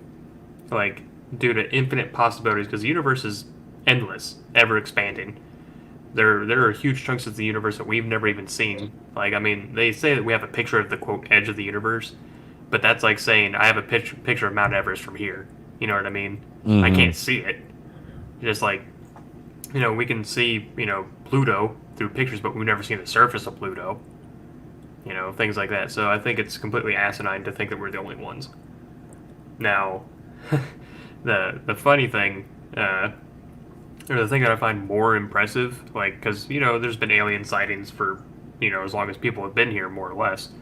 I think what's more impressive is not the fact that we're here, or that we're not alone, is that they made it here.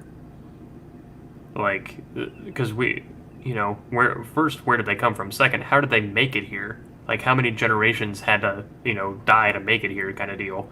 Yeah. And then they leave, which means they have enough, whatever they're using for fuel, or however they mapped out the stars, or whether they're using black holes, wormholes, whatever. They have enough fuel to make it here and then go back. Obviously not what Ryan Johnson made. Clearly. Yeah, they didn't follow the Ryan Johnson rule, did they? Which, a quick sidebar on that. I always assumed that there was fuel in Star Wars, but I assumed that it was like you fueled up a freighter one time and like that was it. Like, it has to run on something. Similar to like ammunition for blasters and rifles and stuff. Yeah, it's basically like you could use it, but you'd have to like let the engines cool down every once in a while. Yeah, and you probably wouldn't have to switch out the magazine for a long time.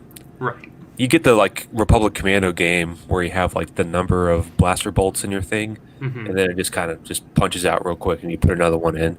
But that's just because it's a video game. Right. Like if you're talking regular blasters, it's probably just some energy cartridge that lasts a long time, like a battery. Yeah. Which, if I were in charge of that, I would do something similar, but it would be what game is it? There's some game that you're shooting. If you're shooting too much, it can cause your rifle to overheat. Like Battlefront games do that. That might be. That's how I would have done it. Like, you have unlimited ammo, but if you fire too much too quickly, your gun overheats and then it becomes inoperable for 20 seconds or whatever. So instead of having like a magazine, but I get it. That's the other thing. Like, people will talk about. Someone was talking about it. I forget who. I want to say it was the WCBS guys were talking about it. Maybe someone on a live stream. They were talking about. They were comparing Starkiller to Ray, about being a Mary Sue versus Gary Stu, and they're like, well, one's a video game and one's a movie. Like, the video game, you're going to do some pretty outrageous shit because it's a video game. Like, you know what I mean? Just like in Grand Theft Auto, if you murder a whole bunch of people, you're not going to go to jail and then get out. You know what I mean? Yeah. So, but yeah, people were giving Fallen Order a bunch of crap because they're like, the lightsabers doesn't cut through the stormtroopers like it should. And I'm like, it's a video game. There has to be some semblance of a challenge. You know what I mean? Yeah. I mean, like, that's one reason. One of my favorite games. And I'm sorry, this is a fucking tangent. I'm hopped up on go-go juice. You're gonna have to apologize. You're gonna have to excuse me. Keep going, man. Keep going. One of my favorite games of all fucking time is Bushido Blade, and it's a game that like most people have never heard of. But me and my friend from high school, we played the ever-living shit out of that game. Bushido Blade and Bushido Blade 2. It's a sword fighting game. You're basically like different versions of samurai and shit like that. You die in one hit. So the whole thing is like defense and sword play, because it's really like if someone has a katana, they fucking cut you across the chest, your character fucking sprays blood and dies. Jeez. So it's a hardcore game. Like it's a battle between like having defense and waiting for a moment to strike. So if they wanted to do that, like if they wanted to have the lightsaber cut through a stormtrooper in one swing like it should, then your character should die in one hit from a blaster. You know what I mean? It's got to be. You can't have both. So you can't have like this giant ass, health bar with health upgrades and shit like that, and just be OP cutting through everything. And they're like, well, this door here. If I had a lightsaber, I would just cut through the door, and it won't let me do that in the game. It's like, yeah, dude, because it's a game. Like there has to be a challenge. So I don't know. People just. While it would be cool to have those physics in a game, like, oh, there's a door, I'll just cut through it with my lightsaber. It's like, okay, well, way to just skip to the fucking end. You know what I mean? No, I got you there. I mean, you can't have the exact same physics that a lightsaber would have in an actual movie, but you can get like kind of close. Like if there's a weaker door nearby, you can just hit it with the lightsaber and cut it. But like a typical door, yeah, in a movie or just in the universe in general, like the world, you could cut through it, but you can't just cut through every single door like Qui-Gon Jinn, just like stab a hole in it and just wait for it to melt. Right. Smelt steel. Well, it's like, because I 100%ed that game and never picked it up again after that, because what else is there to do? I 100%ed it. But one of the first planets you go to, there's like a village everyone's been killed by the stormtroopers that went there. And there's like tons of little huts and buildings and stuff. And it's like, okay, well, if you want to be able to cut through all these doors, I'm like, that means someone has to render and create the interior of all these buildings. And that's gonna push back release times by years, because any little building, if it works on one thing, it has to work on everything. You know what I mean? Yeah. Yep. And at least they went as far as like if you swiped your lightsaber at something and you hit like a wall, at least it left like a sear line in it. You know what I mean? Like they went that far, which is more than what most people would do. But it's just, I don't know. They're wanting. It'd have to be a sandbox game, really, like something like 7 Days to Die or something. If they wanted something like that, where your lightsaber can affect everything, it'd have to be a sandbox game with no story. Like everything would have to go into development and CGI rendering for like the environment. But I don't know. One of the first games that I'm aware of that did something like that was Red Faction, I think on PlayStation 2, where if you shot a rocket launcher, it would actually blow a hole in the wall and you could go through it. Huh. But that was like, a first-person shooter kind of game. Like I don't really remember doing much of that in the main story. Or eventually you'd run out of that kind of stuff, if that makes sense. Like one of the things me and my friend would do, we would both get a rocket launcher on co-op, and we'd sit there and we'd blow a hole in the ground, and we'd try to get the tunnel as far as we could go. And then eventually the tunnel runs out. Like the game can't handle that much, so you run out of that kind of what's the word? I guess the physics of the game can't handle past a certain amount. So you just blow a hole in the ground, keep going, then jump down and just see what happens? Basically. Like we would try to, or we'd find a mountain and we'd try to like drill a hole through the mountain with a rocket launcher and grenades and shit. Just because, I mean, that's kind of what you do when you're, 12, 13 years old and you've already played the game. Yep. That Like sounds fun. we would play, I'd boot up Ocarina of Time even though I already beat the game. And I'd start as far back as I could and I'd see how long it would take me to roll to Hyrule Castle. And then I'd be like, okay, I rolled there in 43 seconds or whatever. And then he would try to do it faster. Like it was stupid stuff. That's just how we played. But it's playing like that got glitches and speed runs and stuff started, I think. Just people would try to see how fast they could do something, or I'm gonna try and backflip off this fence and land on this bad guy. Like how super jumps in Halo were figured out. That's probably how that shit was figured out. People just doing dumb shit to see what would happen. Dude, So I miss the Halo days. I used to play Halo on my buddy's Xbox. I'd go over because we were both laid off in the winter, so we'd go chill and play fucking Halo. Like every night. Like his old lady would go to bed because she had to work the next morning, and we'd be sitting there till like 5 a.m. Because I'd go over his house at like 11 o'clock at night after his wife and kids were in bed, and we'd sit there because we were all laid off, so we'd sit there and fucking play Halo all night. I miss it. Those big team battles were the shit. In the sand level is the best. Yeah, it looks like Halo 2 or something. But back to the alien thing, like Yeah, sorry. no, you're good. You're My good. bad. You're good. But like I know they released the video of the jet fighter. Pilot. Yeah. Yeah, and they were tracking this object flying through the air, and it was just defying all laws of physics and gravity. And I know you can't, Sal, like comment specifically on like their take on everything, but like, what did you make of the video and everything? Like, did it look real to you? Did it look fake? Did it look like something that somebody like just CGI'd or just Well, photoshopped or something? The thing, and Pete, you're gonna recognize this quote. Yeah. To the people that see these things, do you think they actually blew up the Death Star? You know what I mean? Like, it's a hell of a thing. Photoshop and CGI and all. I'm not discrediting it or saying it's not real or saying that it isn't real or anything like that. But I always take things like that with a grain of salt.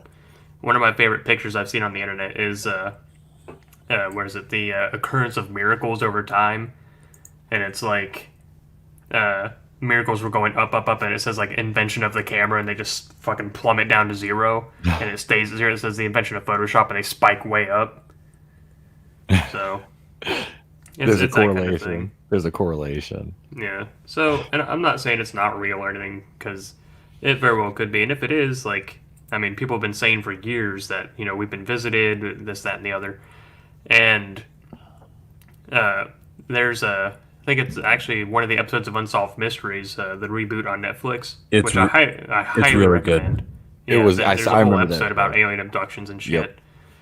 And like there's that whole town, I think it was in New Hampshire, Connecticut, or Vermont, something like that, and it's like three unrelated families all experienced the same shit, and they were like hundreds of miles apart. Yep. So, and it's great. Like, to me, that stuff's kind of crazy. That's back before, you know, cell phones and the internet and all that. So, you know, unless they're doing like, you know, say your name, you're on the party line, you know, Yeah. which Pete remembers. Dude, oh my God, as a kid, yes, we had those. Yeah. I remember discovering three-way calling. That was like, oh my God, I can talk to two people on the phone at once. Mm-hmm. But like, unless they had something like that, which even then, that seems a little far-fetched for them to all collectively be like, yeah, let's all make this story up conjunctively, even though none of those people knew each other. Like, they couldn't prove that they all had interacted before. And that's the thing. The stories are so detailed, and they remember them so vividly, and they're passionate about the stories. It's not like, you know, these people are looking to make millions, because Right. if that was the case, they would have done that a long time ago and came out. But Yep. this was like a legit, like, these were investigations done by people, Right. and everybody's stories when it involves like alien abduction or something along those lines, they're all really similar. And everybody, at least, you know, like, say if I had something happen to me, and me and you and Pete and Sal, like, we all had these experiences, they'd all have like things in common with them. And like you said, if you live hundreds and thousands of miles away from each other, you're not going to know each other. So Yeah. it's so wild, and they're all like emotionally, mentally affected by this thing. So, Right. I mean, And that's the thing. I think the best method for weeding out who's telling the truth and who isn't, like, I don't know. I went on this like 2-week binge of just watching random shit on Netflix, because I've been paying for Netflix for years and I rarely use it. So, there's a documentary called The Confession Killer, which is by Henry Lee Lucas, and he confessed to like 800 murders or some crazy number, and they were all buying it hook, line, and sinker. But you know, it's disputed whether evidence in these stories were fed to him and he just confessed to them so he could get them off the books, or if he actually did them, shit like that. But eventually, the cracks started to form in the stories, because the Japanese got really interested in it, and they had like Japanese interviewers come over, and he was like talking. He was like, "Oh, you know, I got a couple in your country too." And they're like, "Oh, you killed people in Japan?" And he was notoriously afraid of flying. And they're like, "Well, how did you get there?" And he said, "Well, I drove, of course." So it's like, you got to give these people enough rope to hang themselves. If they're lying, eventually they'll slip up and say something. So, you know, just let them talk, get the attention. Eventually, either the truth will come out and they'll be, you know, vindicated, everything will be proven, or they'll just make a public fool of themselves, and then no one will take them seriously ever again. So, that's kind of my thought process is let the people talk about these things. Let them give them, like, if they're only seeking attention, give them that attention until they collapse. Yeah. But if they're telling the truth, then let them tell the truth. You know what I mean? But I don't know. It's always this kind of double-edged sword. They accuse that they're being silenced, and that's why they don't get the media attention that they should, and that and this and the other. But are they being silenced because they're telling the truth, or are they being silenced because they've already been discovered as a liar, and they're like, we're not giving you any more attention? So that's kind of the double-edged sword of that whole mindset that I have, to just let them talk. I think some of them are telling the truth, and I think some of them actually have like some legitimate stories to tell. But I mean, not going to start listing like examples specifically, but there's stuff going on today, specifically online, of people trying to get out information about a certain topic regarding court cases and a list of Hollywood names, and Right. people are trying to make awareness of that situation, and people are getting their posts blocked and taken down by Facebook, saying, "Oh, it's not real. Oh, it's fake. It's false information." It's like, no, this shit keeps happening, and people are in danger because of it. But we can't make a light of the situation, Right. so you block it. But it's real, so stuff like that, and I can understand I can understand aliens being real and people actually telling the truth because of stuff like that. So, Right. Yeah. That's. I don't know. Do I think aliens are real? Absolutely. Now, there's a few schools of thought on this, and I happen to agree with Stephen Hawking on this, who famously said, I'm paraphrasing here because I don't remember the exact quote, is that if aliens show up, actually, maybe it was Carl Sagan, maybe it wasn't Stephen Hawking, regardless of who said it, you can fact check me later.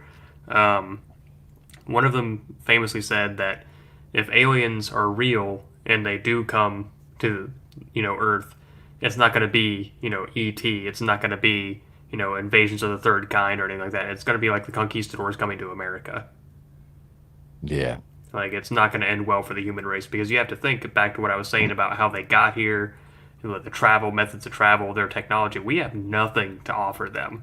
No. We can barely make it manned to the moon. So we have nothing to trade them. We have nothing to give them unless they're like 100% benevolent and they're just trying to bring the human race up to the speed with the rest of the aliens out there. We have nothing of importance to offer them other than manual labor. Yep. So... And what's crazy is you see like a spike in alien activity when there's like significant like things going on throughout history. So like we saw a huge spike in probably, I mean, I can't really speak for like ancient civilizations, but as far as like somewhat modern day, like World War II is when we started seeing a spike and stuff like that. So yeah, with the Foo Fighters. Yeah. And you got the like atomic bombs and stuff like that going off, and the development of weaponry throughout the world, specifically because of the war. Alien activity started spiking up a lot. So, and you also like you hear dying like generals and stuff like that from the military, and a lot of people like on their deathbed, they're about to die, and they start like giving out all this information, and it's like, wow, there's some crazy shit going on. Deathbed confessions and shit. Yeah, and it's like I don't think they're making it up, because I can attest to that, like knowing people who have done that. Like they're not lying. This is stuff that happened in their life, and they're just getting it out. Right. So. Yep. It's a whole crazy thing. But there's a TV show kind of like related to it that's actually pretty good. It's called Taken. I don't know if you guys have ever watched it. Taken? Taken came out in 2002. It was done by Steven Spielberg. Starring Liam Neeson? Nah. It would be cool though. But it was Dakota Fanning's. Like I think it might be her debut. I'm not sure. She was really little, but basically it takes place like during World War II, and aliens, come to Earth, and the military sees them and stuff like that. And over the course of history, aliens are like experimenting on people, trying to like perfect like a human alien hybrid thing. And she ends up being like the perfect like hybrid. And she has like powers and shit like that. But it takes all the way through like World War II, all the way to like 2002 for them to like get there. It's really, really cool. They do it really well, and it's a fun show. So if you guys want something to watch, try to find that online somewhere. They might have it on YouTube. I'm not sure, but it's really, really cool. So if you guys, want something to watch or something to, if you're in the alien mood or something like that, go for it. Nice. I dig the alien stuff, man. That's the thing. Like Sal said, if aliens come to Earth, we're hit. Like, I mean, we're hit. Like, there's nothing. There's really nothing we got for them. It'd be a mess. It would. It wouldn't be pretty. No. The best we could hope for is that they just get bored. It'd be like a kitten slapping around a ball of fucking string. Like, seriously. I mean, his franchise is so like Independence Day 1 or 2. Basically, yeah. I never saw the second one. Is that the newer one? Yeah, it has is it Michael B. Jordan and not Chris Hemsworth in it, so Liam Hemsworth, I believe it is. Oh Lord. Miley Cyrus' husband. Yeah. Ex-husband, yeah. He's oh God. No, yeah, they're done. I don't know why I know that. Oh, that's like I tend to not keep up on that kind of stuff, but for some reason that's one that I know. That's okay, you get a pass. Yep. It's all right. That's all right, man. I think I probably know that because I went, and this, I'll defend myself here in a second, but I went on this like Miley Cyrus kick for like a week, and I'm not a fan of hers, but someone showed me this, what do they call it, like the backyard recordings or something like that, where she covered a bunch of country songs. Oh yeah. And I was like, this is fucking good. Like she did Jolene by Dolly Parton. Oh yeah, it was fucking good, and I was like, why didn't she do this? She can sing. That's the thing. But, franchise says Michael B. Jordan wasn't in it. I can't remember. I haven't seen it in so. It must have been Idris Elba then. Morris Chestnut. Yeah, that seems to be the go-to for Hollywood. Will Smith isn't available. All right, let's do Michael B. Jordan. Oh, he's busy. All right, Idris Elba then. That was, I don't know if you've seen, it's kind of a stand-up special of sorts. It's Dave Chappelle's new one, where he gets the Mark Twain Award for comedy, which is like the highest award that you can get in comedy. And the guy that helped him write Chappelle's show, Neil Brennan. He was like director and writer and shit like that. He made a joke about, what was it? He went in and they're like, what do we need you for? We have Chris Rock or something like that. And he's like, and now see that back then, that's when Hollywood was only allowed to have one famous black person. Unlike today where you can have up to 3. And that's why I made the Idris Elba Michael B. Jordan joke. It was just, it was funny. Okay, it wasn't Michael B. Jordan. I'm looking. It was a dude from the Shaft movie. Oh, okay. I know who you're talking about. I don't know his name. But it played Samuel L. Jackson's son. Well, was it this guy right here, Jesse Usher? Yeah, I think it was Jesse Usher is his name. I haven't seen the new Shaft movie. I did not. Heard it was good. I did not see the new one. I mean, I've seen the original one. I own one of the the original Shaft sequels with Richard Roundtree. Can't remember which one it is. But I've got one of them. It's Shaft's Big Score. That's what it is. I have the vinyl soundtrack to that. Nice. Like the legit original vinyl Isaac Hayes record for Shaft. I have I think it's like 5 or 6 Isaac Hayes records, something like Good that. lord. Yeah. Oh yeah, dude. I collect. I have a small vinyl collection at my parents' house. I still keep there. It's a lot of Four Tops, Temptations, Nice. I, Motown stuff. Isaac Hayes. Oh yeah, dude. I think I got the Diana Ross and Supremes. Yeah, man, that's my mom, and a lot of the records like my dad gave me and stuff like that, you know. But yeah, I would go and I'd buy some of them. I'd find them at like record stores and stuff like that, and I'd scoop one up here and there. So yeah, I got a few of them. You know, I mean, there's not a lot, but the ones I have are like ones I actually used to listen to. So, but yeah, because I've always been into Motown and shit. So yeah, man, I like vinyl. Hell yeah. But yeah, so aliens. Sorry, I did it again. This is what happens when I'm sober, guys. I'm just gonna throw that out there. It's Nah. all good. I'm guilty of it because I'm like, oh, that reminds me of this thing. Squirrel. Yeah. But yeah,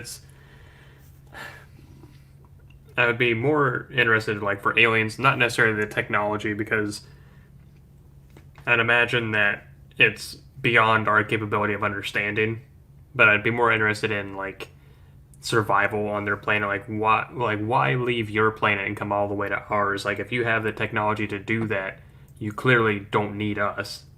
You know what I mean? Unless, and this is where the band got their name from, an alien ant farm, where we're like some kind of project that they started.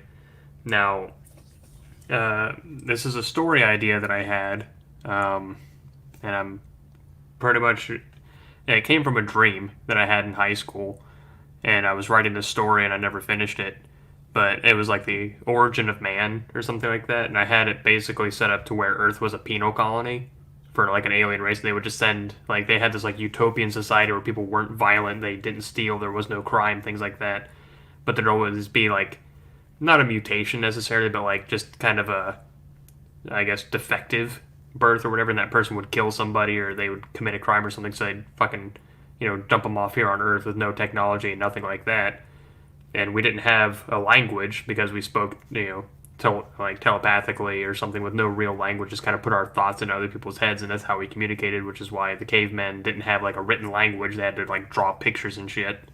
And it was just weird fucking thing that Earth was a penal colony, and that every once in a while, like throughout history, when aliens would be spotted, they, you know, show up, and that's how you see them in like ancient Egyptian like carvatures and hieroglyphs and all that, because they would show up just to check on and see how we were doing, and it became this kind of like science project for them. Like, oh, so this is what happens when you remove all technology from them. Like they slowly try to get it on their own, and this, that, and the other. So, I mean, that might be a possibility that they just like check up on us every now and then just to kind of see how we're doing and just to kind of keep us in check. Because I feel like if they have the technology to come here whenever they want, and for, you know, their spacecraft to do whatever the crap they do, like in that video, I mean, let's just say they don't have like this place monitored. Like they have cameras, they got ways of checking us out from a distance. So yeah.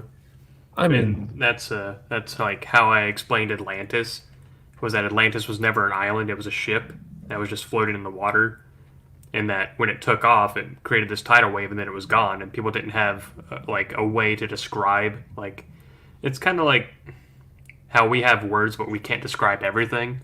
Like the English language only goes so far, and then comes foreign languages. Like I think it's called Higa or something like that. It's I think it's Swedish or something. It's a word that describes specifically how you hang out with friends. Like you don't, like you have friends over, you just share a couple drinks and you talk about the good old times and you just share each other's company and then they leave. Like they have a specific term for it.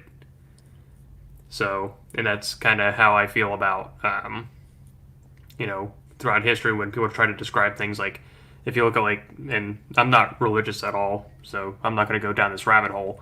But if you look at things like from scripture, how they describe like, you know, a giant wheel in the sky and things like that, like they used the words that they had to describe what they saw, but it wasn't actually what they saw, kind of thing. It was something else. And that happens throughout history. So I feel like that's probably what it was. Like I'm pretty sure, like with like 80% certainty, that Atlantis was a fiction story from the jump. Like it says as much in the story that it's a work of fiction. But, I thought it was a fun thing to put into my story that it actually, that's how it disappeared. It just decided to take off and they had to leave. But to them, they saw this big tidal wave, so Atlantis must have been swallowed up by the ocean and it was gone. Because they didn't exactly have deep sea divers back then. You know what I mean? So They did not have the technology. yeah. And that's, maybe the pyramids, like they say that they align with certain stars and all that, so maybe it was like, a map or a landing site or something. Like there's tons of different things that can be construed and changed around because it's just like, I think they talk about it in the movie 23 with Jim Carrey to bring it back to entertainment for a little bit. If you look for something, you'll find it. Like even if it's not there, your brain will do the mental gymnastics to put it there. So Yeah, it's the same. That's the same thing with like ghosts and spirits and stuff like that. It's like people want to believe so bad, and they'll go on a ghost tour and be like, "Oh, I felt something." It's like, no, you Right. didn't. It's like you probably could have seen something in your camera, possibly, but for you to be like, I felt the hand of Gertrude, the ghost Right. that died in this building in 1640. Like, no, you didn't. And Steve says, or maybe they're angels. And I just want to say, I'll be super pissed off if they all look like Natalie Portman. I won't, but I mean, Are you an angel? I heard the Deep Space pilots talk about them. Uh, Won't they live on the moon Dio- of Iago? Diego or something. Diego Yeah. Garcia. Exactly. but yeah, I don't know. It's really interesting to think about, and I have no problem at all believing that aliens exist, but the hang up I have is like, why would they come here? You know what I mean? That's where my hang up is, like trying to figure out like I think someone else explained it another way. It was another astrophysicist that talked about, and I believe it's even been mentioned in comedy stand-up. And I think this one might be Neil deGrasse Tyson that said this. Maybe is that like if you look at the smartest chimpanzee is as smart as like kind of a dumb 3 or 4 year old. And Yeah. we're very closely related. Like, there's only like maybe 2 things of DNA different from the two of us. But then again, we're also closely related to the cucumber and the banana and damn near everything else on the planet. But you got to think like, if you went, just one DNA strand the opposite direction for us, then our smartest astrophysicist might be as smart as their dumbest 2 year old. You know what I mean? Wouldn't that be a kick in the dick? Like they're doing fucking, measuring things in AUs and shit like that, and they're in kindergarten. They're putting up, oh, little Johnny solved this equation just last week, and it's written in crayon or some shit. So, I mean, that's totally possible. but yeah, it's kind of this because you can teach like gorillas and stuff sign language and all that. So, and I believe you can teach toddlers that before they learn to speak or something. Like they can learn sign. But I don't. It's why would they come here? Like if we're about as smart as a chimpanzee to them, again, other than free physical labor, what do we have to offer? yeah. I feel like it might be. It could be a couple things. These are just my just theories, but say we are the only life in our even like what if we're the only life in our solar system, and they're just like, yeah, we need to make sure we sustain their life, make sure they're good, because you can't have the whole entire solar system just go out of whack with no life in general, Right. because you never know. I mean, there's different solar systems out there. Do they have life on them?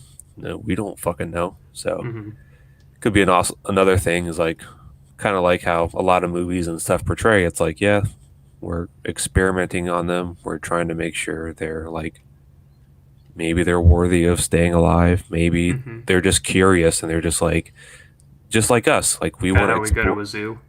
yeah, kind of like, kind of like what we want to do. Like we run zoos, but also like, we want to get to other planets and see other life possibly and study it. And that's probably what they're doing with us.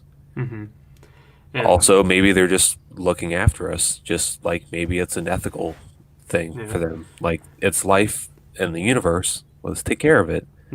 Or maybe they're just like, it's a project. It's like they've helped us throughout the course of history get to where we are now in 2020. Mm-hmm.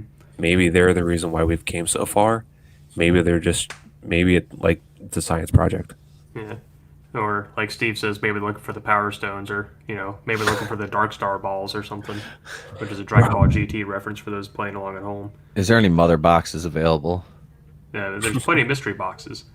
Yeah, no, go away, Steppenwolf. Nobody wants to fuck with your mother boxes. We'd rather open up JJ's mystery box and find out that they've been empty this whole time. Yeah. Which, Cody, I like, and I appreciate the fact that you use solar system instead of galaxy.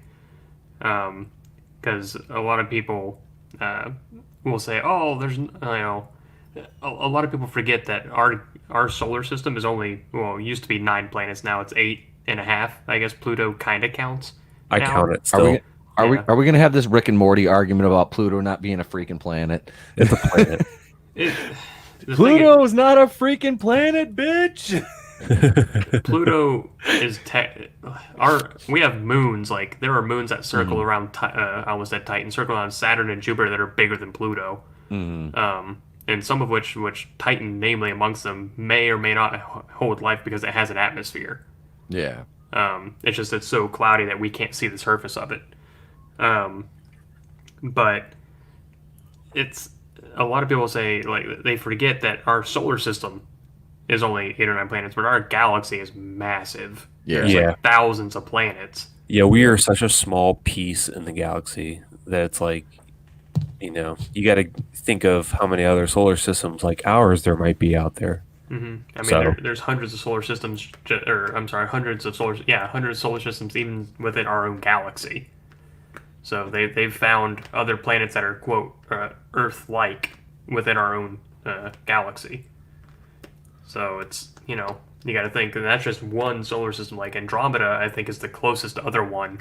And I think they said in about 1.2 billion years, the Milky Way and Andromeda are going to collide. So, I mean, do they know that for sure, though? I mean, it's based on trajectories and all that.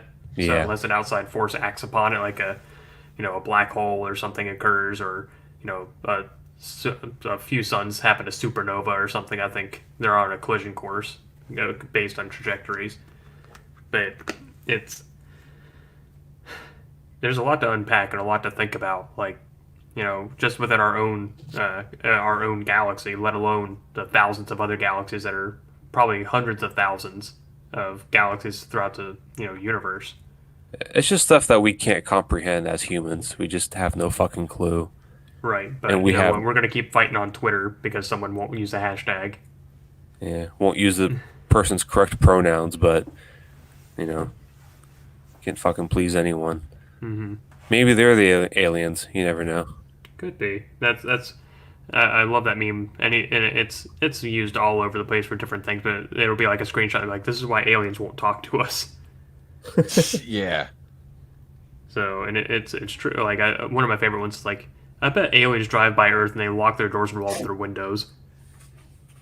That's gotta be it. Like, yeah, they're like people going through a bad neighborhood. You remember, was it gosh, I'm trying to think what movie it was, Office Space, where the dude, was it Michael Bolton, is sitting there in his car rapping, and he's sitting there, I got this killer up inside of me, and then he sees a black guy selling like roses or something, he locks his fucking car. I'm like, that's aliens driving by Earth. They're like, it doesn't like he locks his car and like reclines the seat a little bit and turns the radio way the fuck down. Yes. Yes, that is aliens driving by Earth. They're like, ooh, the uncivilized, the uncivilized. I wonder if aliens monitored Twitter, they have to think that we are just malcontent, mental deficients. One of them runs Facebook. Yeah, he is an alien. Use a whole damn bottle of sunscreen on his face. That's true. I saw that. Like, what the fuck? You scared of getting a little bit of sun or getting wet or something? I do sympathize with that because I have the same superpower that he does. That's where in the summertime, I burn really easy, and as long as I get like one really good burn in the summertime, and that goes away, I have the ability to burn again. It's awesome. It's just different shades of fucking like how well cooked you want this fucking lobster to be. I mean, all you gotta do is put like SPF 50 on, then you're good. They make Yeah. they make better sunscreen than that too. Like, You remember that level of Super Mario 3 where the sun's trying to kill you? I've been no. there. Like I've been to a place where sunscreen didn't do dick. Like I had to put it on like every 15 minutes because I was sweating it off. Even the quote that's like sweat resistant or whatever. It's like that's bullshit because it definitely got in my eyes more than once. That shit burns like a motherfucker. Oh Yeah. God, it's painful. Yeah, but Zuckerberg doesn't have the balls to go where you went, so. True. No, not even close. Not even me. So. It, yeah, it's the sun. Me and the sun don't get along. I tell you that much. Oh man, I finally got a good tan going the end of the fucking summer, man. I was like, I've been on the river at the beach more in the last like 3 weeks, and Yeah, I we're had. almost at fall. I know. I'm like, fuck. I was like, do I go to the tanner this winter? Fuck no, I don't. It's gonna be December, and I'm still gonna be going to the beach. So yeah. Oh, shut up, Cody. God damn it. I'll be Shut up, staring. Meg. Shut up, Meg. I'll be sitting here staring out my front door. I can almost see the lake across the road, from the one. If I walk over the hill towards the shopping center, I can see the lake there, and I'll be able to see it frozen. So yay. Hell yeah. I'm See, excited. having been in a place where there is no winter, I absolutely love the snow, which I think I'll probably be like, oh my god, there's snow. And then after about a week, I'll be like, man, this shit sucks. Yeah, dude, it's fucking miserable. The salt, ugh, I hate it. Yeah, that's to quote Ant-Man 2, that's when you got to get the undercarriage washed. Yeah. God, dude, Or yeah, that's with the Last Jedi. It's salt. Yeah. We got to add this line so people don't think I'm ripping off Hoth. Yeah, that was one of the funniest lines, and like I seriously, I was like, wow, dude. So you really were like, oh my god, They they're did gonna episode 5 in reverse. we'll put the Hoth battle at the end. They'll It'd be funnier if he like if he tastes the ground and then he's like, oh fuck, I need some water. Hold on. His lips just become super chapped and start cracking. Oh, does anyone have any beeswax or anything? I need some sun bum. You hear that? Or you see a guy come out of the trench and he just takes a glass and goes, and then pours margarita into it. Well, That's I think what- we'll end on there, that's not good. boys. You guys got anything else you want to talk about tonight? I watched Waterworld. It's a great movie. So, quick backstory: Waterworld. I was old enough not to watch it, but I was alive when it came out, and it was one of those toy lines like Stargate and the like, where they made toys from the movie, and I had a couple of the toys, but never saw the movie, and I didn't see it until like early high school, maybe, and I saw it one time, and I haven't seen it since. And when I was in college, I started to write a whole story about like. It took place in a world where the polar ice caps had mostly melted and all that. There's water everywhere, and I wrote out this whole thing, gave it to a friend to read. He's like, "You must really like Waterworld, huh?" And I was like, "What are you talking about?" And he goes, "Yeah, because I had them living on like these makeshift cities and stuff on top of the water and everything." He's like, "Yeah, that's Waterworld." I was like, "Son of a bitch," because I'd completely forgotten about it by that point. So I bought it from Walmart for $5, and I finally rewatched it. It's a lot better than people give it credit for. I don't see why it got so panned. It's I not really a bad liked it. movie. It's not. I haven't I seen think it it was in a one long of those that time. just didn't live up to the hype that was built around it, probably.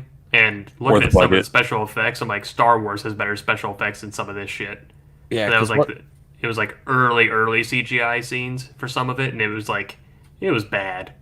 Some of it was really bad, but it's still a really cool story and a really cool movie.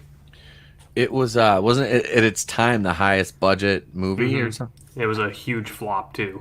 Yeah. So Yeah, I knew financially it just flopped. It was not good. Didn't do well at all. but it's a cool concept and it's a fun movie if you want to watch it. Mhm. So I think it's like just over 2 hours or just under 3 or something like that, but it's still really fun, really good. Jack Black's in it. Jack Black's in that? Yeah, he has his credited role is quote pilot quote. That's his character's name is Pilot. 'Cause In he's Waterworld. Yeah, because he's a pilot for like 30 seconds.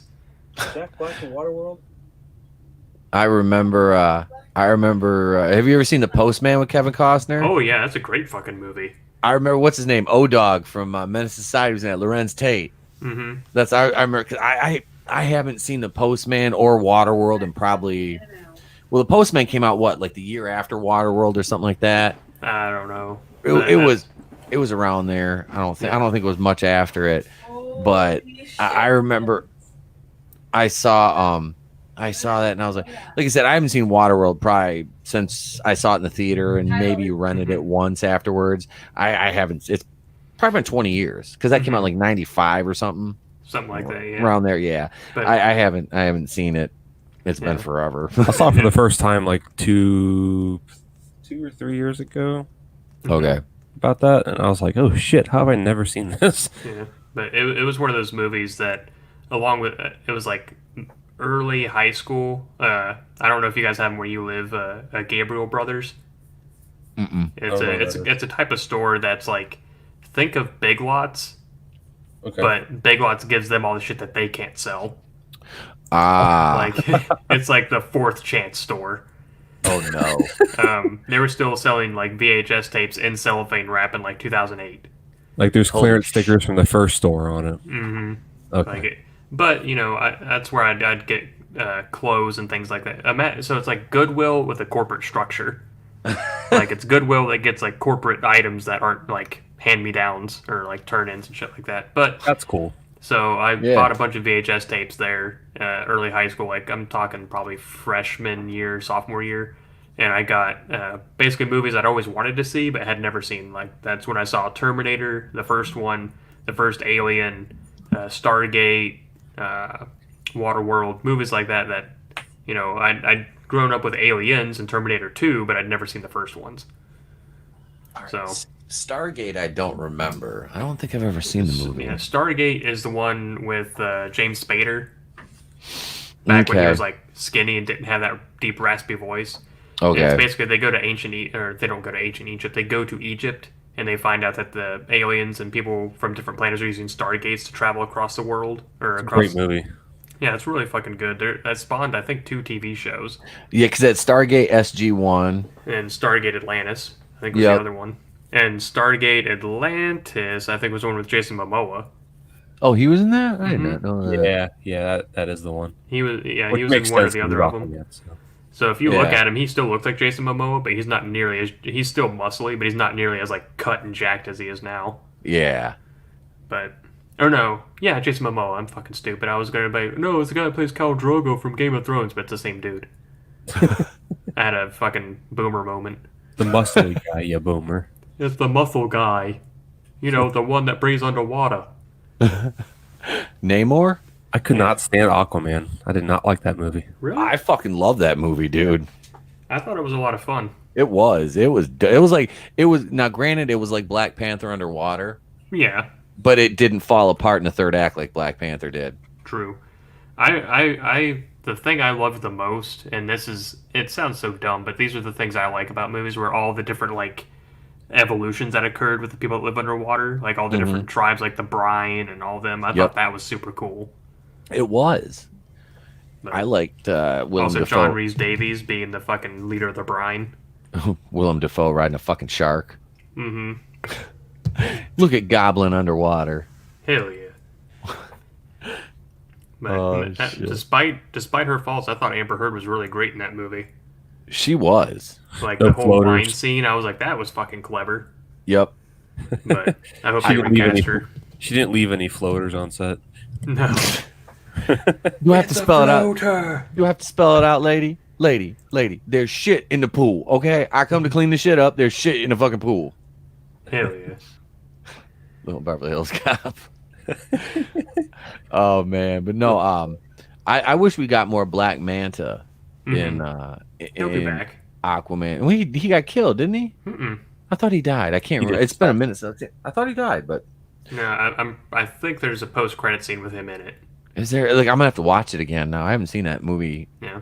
We rented it because that was like the first movie that Trey was like glued to. I remember that because we watched that with him and he was just like in awe of that. It was, but the colors and the palette of it was so, Yeah, it's vibrant. It is very, very Yeah, vibrant. that's something else. I'll send it to you offline. But they announced a new Flash figure, which I think Trey would be into. Ooh, So I'll send that to you offline. nice. I'm glad Trey liked it, but I still fucking hate it. So. But he, like I said, man, he acted like when we watched GoldenEye the other day.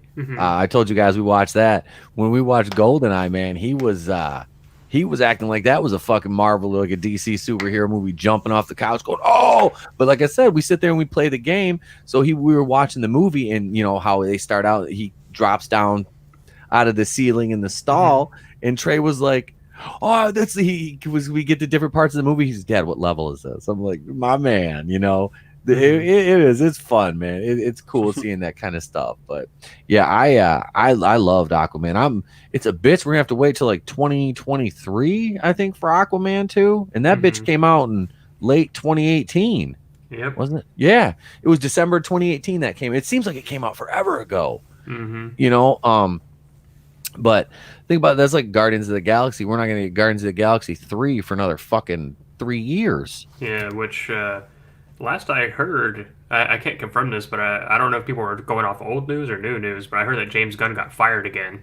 Oh, So I don't know if that's true or not. That could have been someone quoting an old article or something from way back then. Way back then, like it didn't happen last year. yeah. It seems like forever ago. I mean, it seems like we've been in freaking quarantine for Yeah. a decade already. You know, We've been through the ringer this year, so it's understandable. Quarantine Yeah. is aging us like dog years. I saw a meme that said that, and I was like, that's true.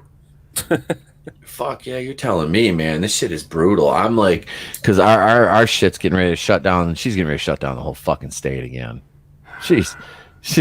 It's edging. Lord It's like, plug.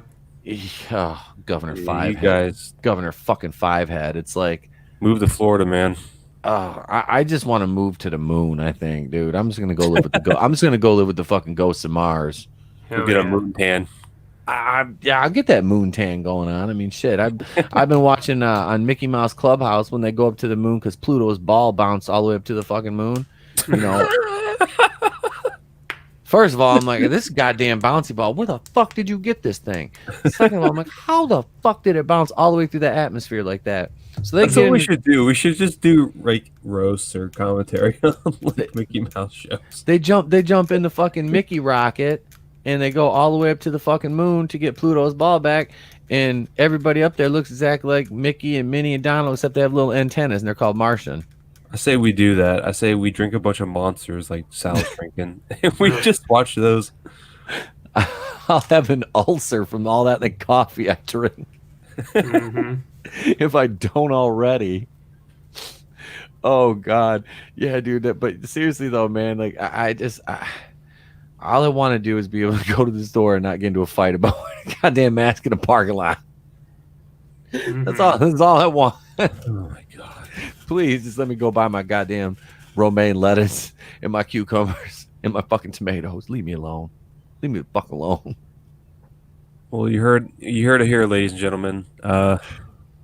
Do or do not wear your mask. It doesn't matter. Just get your shit and get out. Yeah. Just don't fuck with nobody. Just don't fuck with anybody, man. Oh man. All right. Well, I think we're going to cut it here, folks. Thank you all for joining. Franchise History, Keely Chow.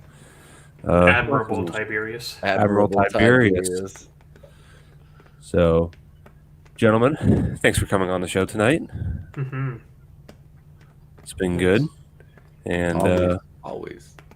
yeah. So, everybody make sure you check out Etep Wokuian's Place to Be Reviews. He's And- one sub away from 300. Get him. I am $2.99 right now. Wow. $2.99. I need one more. Steve says move to Arizona. I'm afraid of the fucking scorpions out there, man. In the desert and the snakes and shit. Well, you got them here too in Florida, so take your pick. Like I said, my family just bought a place right outside of Land O'Lakes, actually. Oh boy. So I'll be All that butter. I'll be I know we don't even have they changed the container. I'll be going down. It's sweet too because it's like 55 and older. So I'm like, by the time I get it, I'll be like I'm gonna be like fucking old man Costanza. Be like, you're not gonna keep me. I'm gonna be wearing my sneakers in the pool. You can keep me off that shuffleboard court, baby. Hell yeah. Stay away from the villages. It's got like one of the highest like STD rating like areas. You Yeah. gotta wear your gold chain with the Star of David all mangled up in your chest hair. Yeah. I shave my chest hair. I'm like Jerry. Oh, It grows in all white trashy. I can't grow like manly chest hair. it Like grows a in like fat- Joe Dirt with the sideburns. I'm glad I can grow this glorious fucking goatee and this beard, man. Because if I had to rely on my hell no. It's like some here, a little bit here, and then around. I'm like, nah, I'm shaving this off. I'm just gonna no. You got to get that Zac Efron chest hair. Yeah, the hair on my head connects to the hair on my toes with no brakes. All gas, no brakes, baby. Yep. Well, except for my face, I have to shave that for work. But Yeah, I couldn't do it. I the last job I had that said I had to be clean shaved was in high school, I think. Yeah, I remember that. I was like, yeah, I was working at a grocery store actually, and they're like, yeah, you can have a mustache, but that's it. I'm like, I'm not a cop or a porn star, so I'm just shaving.